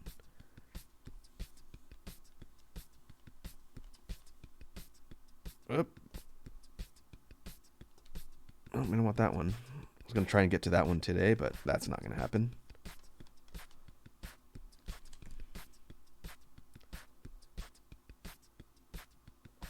Core says Giga Chad Raku pays his artists. I have not done a lot of commissions or requested commissions from people, but I think payment is one of the most important things to get right, because again, it's livelihood. I've worked with some larger groups for bigger commissions, and their whole process is a lot more formal, so stuff like that is not going to be as big of an issue. And they have kind of like a system for their artists where you just ask them for a quote, essentially, and then you ask them for a quote, and they'll tell you, for what you want, this is how much it's going to cost, and you either take it or you don't. That's easy. That's kind of their system, vice like a rate sheet or a menu, and that's fine too. I don't have a preference. As long as someone can tell me what's going to cost for what I need done, then I will take that into consideration, and if it's within my budget, I will do it. If not, I will just politely decline and say, it's not within my budget, but thank you for your time. And that's the other thing. If you choose not to work with someone, then just be professional about it. Don't say, your prices are too high, it's ridiculous, I'm going elsewhere. Don't be a dick about it. Because I've seen interactions like that too, which also blows my mind. You're accomplishing nothing by being rude to someone.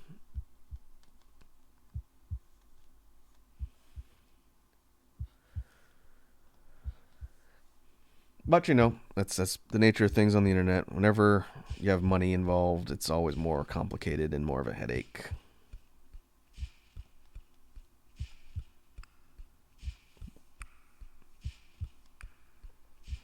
Core says, Raku, what's your favorite video game? If we're talking franchise, because I don't think I could point to one specific game, but franchise is probably no surprise to anyone who's been around these streams long enough. My favorite franchise is Monster Hunter. I have tried to be merciful to the Space Bees and not just do nothing but Monster Hunter content, because I totally could, but I'm not really that kind of streamer. I do a bit more variety-ish, but Monster Hunter is my favorite series. As far as games in the series, probably Rise. And the one we've been playing on stream, Sunbreak, which is an expansion to Rise. And it might be a cop-out to say the latest game, which is Rise, but it's one of the best developed titles when it comes to getting people into the game and also having so much to do for people who know it.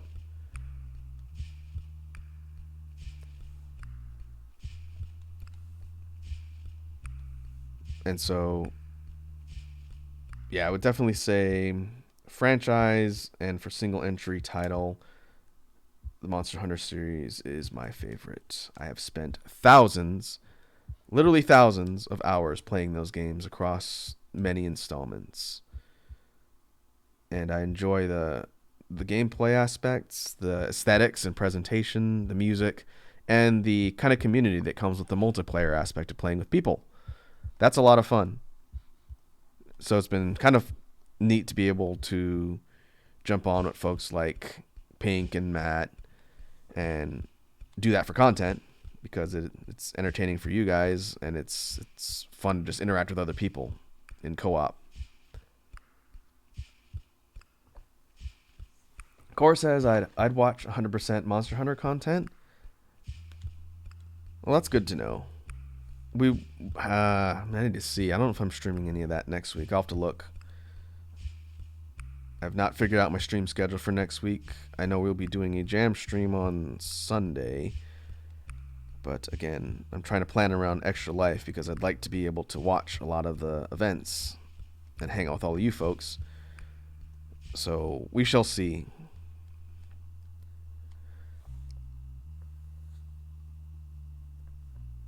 Cora asks, have you played any FromSoft games? Yes. I have not streamed any because I suck at them. But one of my favorite series of FromSoft games pre-Souls era, for you folks who have been around that long, is the Armored Core series, which is very different from, your Demon Souls, Dark Souls, Bloodborne, Sekiro, Elden Ring. Armored Core is a mecha, like giant robot customization type series, and one of their big flagships before the Souls series took off, in fact. And they haven't done anything with that in a long time, but I do love me some Armored Core. For the FromSoft Souls type games proper, one of my favorite games of all time is Dark Souls 1. I thought about playing that on stream because I did play through it recently. I have the PC, HD master version or whatever they made. And so I played through that. Actually, I was playing through it on PS4 because my PC died at the beginning of the year, if you remember. But Dark Souls 1 is one of my all-time favorite games. Top 10 for sure. Next up, I didn't play through all of Dark Souls 2, and I haven't played 3. Bloodborne would probably be top 5 of the modern gen games. I love Bloodborne. I actually like Bloodborne's aesthetic a lot more than Dark Souls. And its gameplay is really good too. But it's console locked, which makes it difficult. If they had Bloodborne on PC, we'd absolutely be streaming that. 100%, no doubt in my mind. I did start Elden Ring. I'm sure people remember me talking about it, but then Monster Hunter came out. So once Monster Hunter dies down, then I'm going to probably just try and sink all my time into Elden Ring and beating it. 'Cause I'm really bad at beating games, but it's really good. It's a really good game. Well worthy of its praise. Starlight said a mix of RPG, platformer, and puzzle type games. A lot of good first and third party Nintendo titles for stuff like that. Cora asked, one more video game question. Top 5 Zelda games. That is a good question. Let me think. I haven't played a lot of the more modern ones. I would say, if I even have 5. Top 5 Zelda games. Number 1 would be Link to the Past. Number 2 would be Link Between Worlds. Number 3 would be Breath of the Wild. Number 4 would be original Legend of Zelda on Nintendo. And 5 would probably be Zelda 2 Adventure of Link. I have not played the later gen ones, like from GameCube, Wii U. So that's why they're not on the list. Honorable mention to Hyrule Warriors. It's not a Zelda game proper, but it's in the Zelda continuity and canon. That's a really fun game. More fun than it had any right to be. Need to go back and beat Breath of the Wild. Especially before the second one comes out. And that's kind of my timeline. But yeah, my preferences are going to skew towards the older school since that's the majority of my time spent. Link's Awakening is also really good. Minish Cap, which I didn't ever beat, is also really good.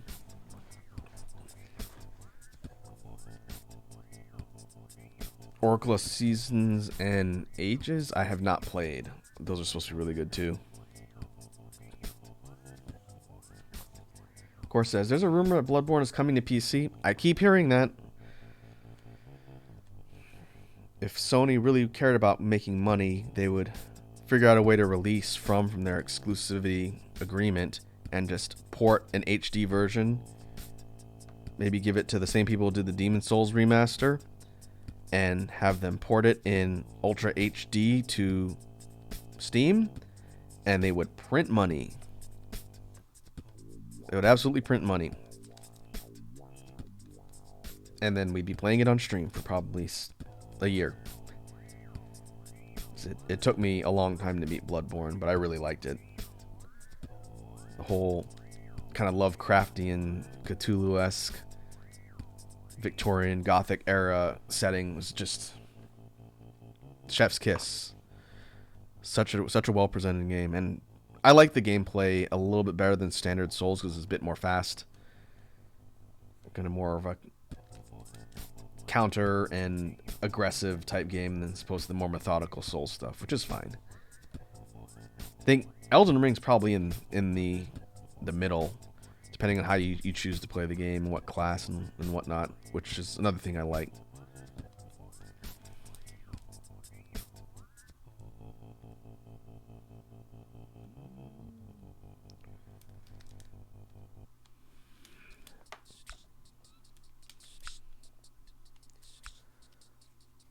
Sorry, lads. I'm about to 201% Mario Galaxy. Ah, nice. That sounds like a lot of work, dude. But impressive. Of course, this is my favorite Soulsborne game I never played. Oh, Bloodborne? Well, I would say, I guess it probably depends if you have a PS4 or not. I didn't play Bloodborne until way later because I didn't have a PS4. And then I eventually got one, specifically for that game, years after it had come out. And I don't regret it, but it's probably what I played the most. Oh, Monster Hunter World was coming out. I also got a PS4 for that. Hey, Naked Snake's here. What's up, Snake? How are you doing? Welcome to the drawing stream, where we're trying to complete something for once, and we are almost done. And hopefully your Sunday is going well.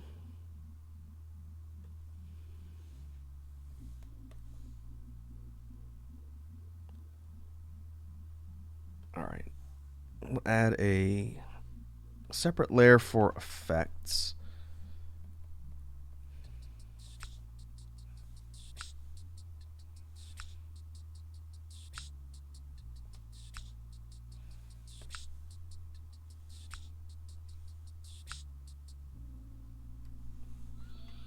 Add a bit of glow around the eye.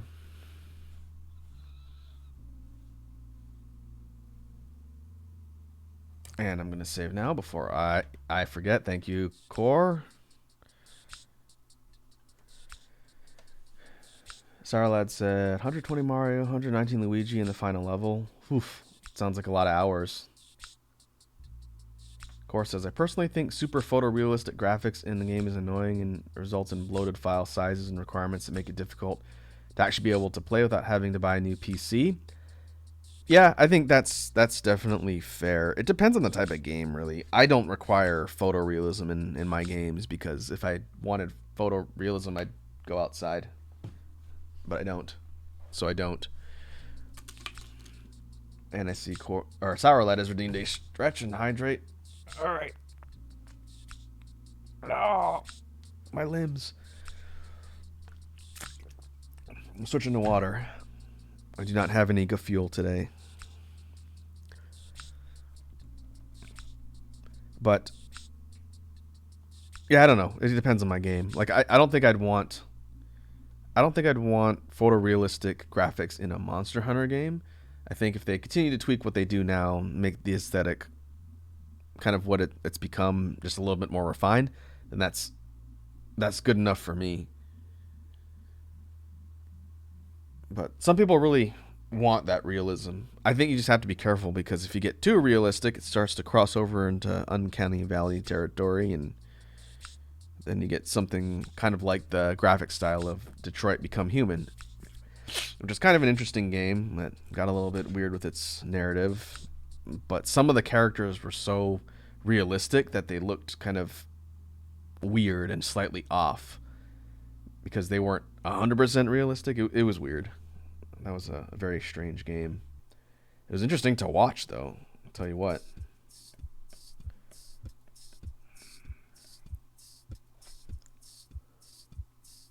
course, says no Gufuel Sag. If we were going for another hour or so, I would definitely go in and mix some. I will mix some for the stream later with the crew, since I will most likely need it. I'm going to put like a simple background behind this.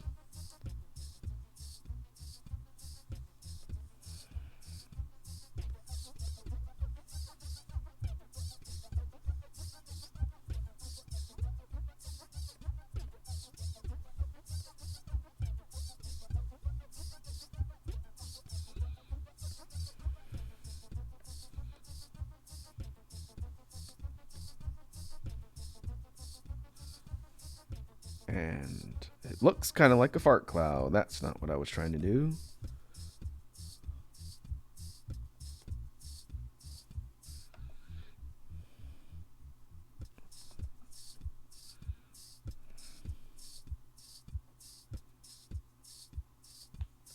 In regards to realism in games, Core says if it's too realistic, it's like having the "Am I in a game or a real life?" question. Exactly.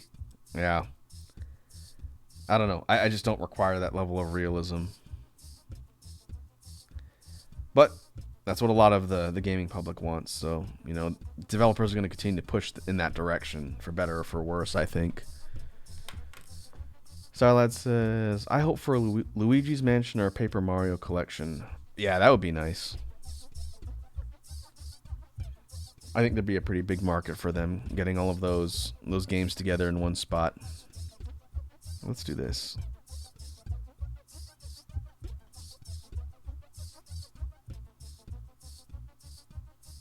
I'll hide this for a sec. Let's experiment with some background stuff before we call this one good.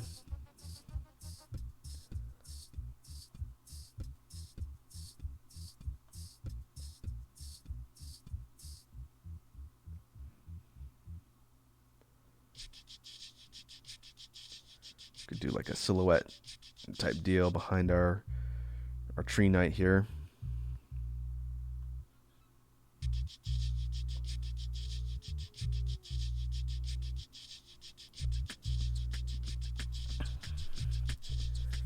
I'll have to figure out whatever I decide to do for the final. But for now, we'll call this one officially, at least drawing wise, done. Presentation we'll figure out. That's something I can do offline. But if we take our reference, we'll scale this up a little bit. Put you over here.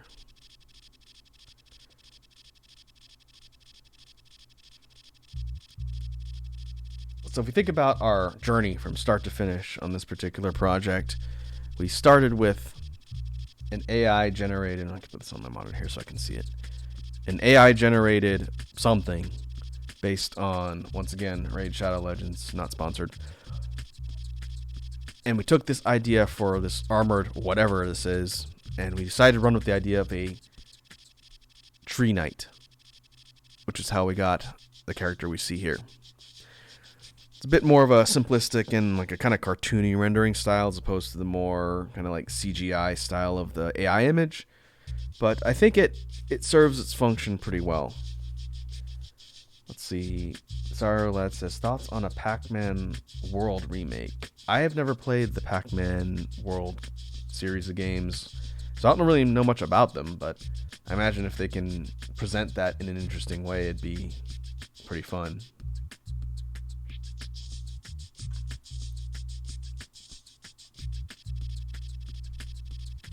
I think as long as you're re-releasing stuff that people can play on a current platform, because they couldn't play it on whatever it came out on originally, then that's fine. And if you remaster it or add to it, then even better.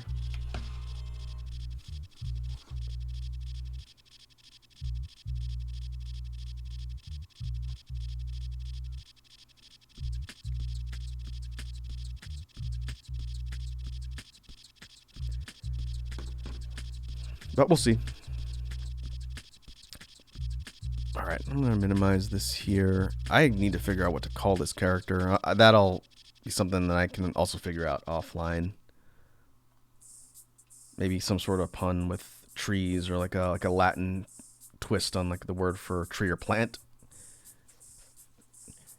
I don't know. We'll have to see.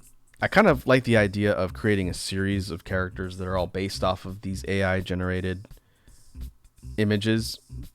So maybe we could think about that in the future. I don't know if they're all going to be kind of armored knight-like characters. It'll depend. But creating them as part of a set could be a fun experiment.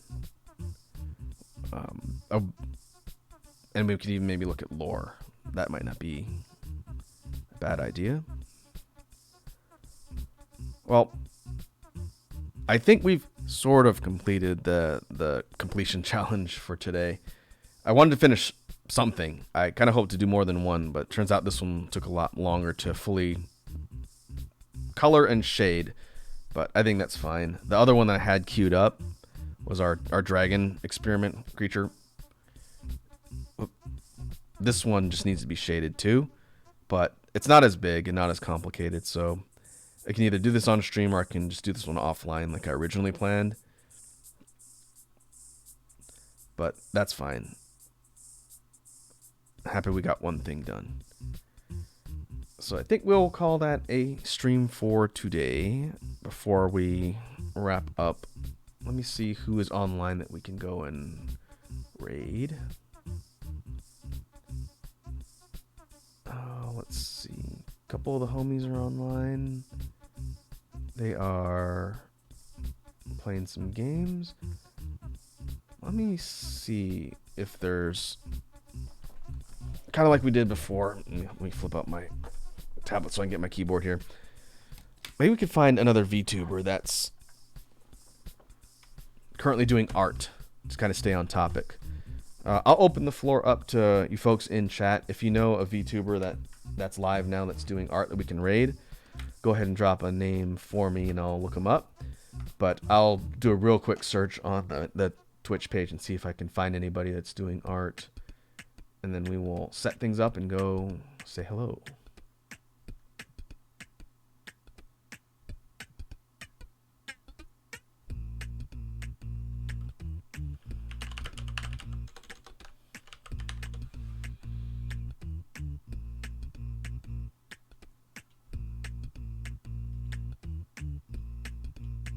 I'm just running a quick search to see who's online. I need to get better at navigating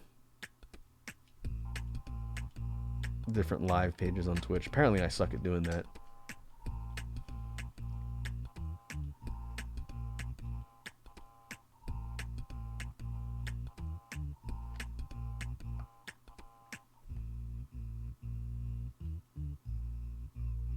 Let's try this.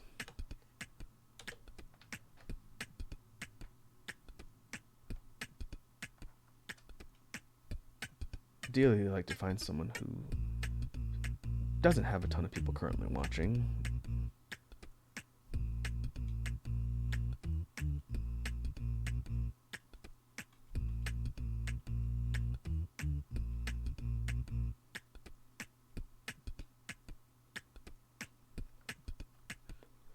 Let's see who we got.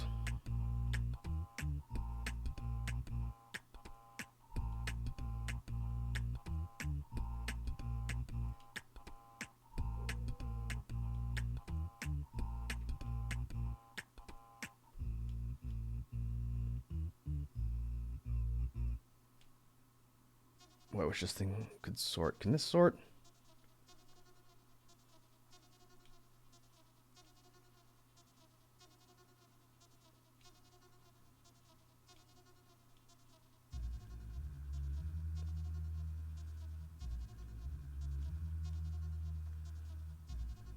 Cora says, I'll see you all later. Thanks for the stream.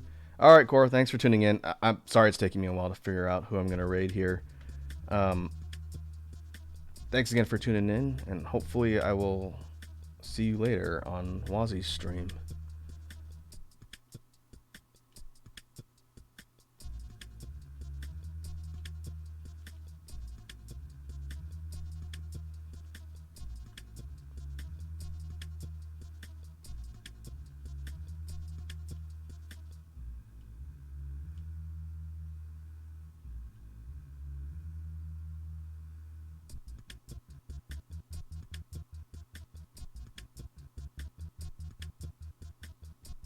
All right, I found someone. I've never heard of this person, but they look cool.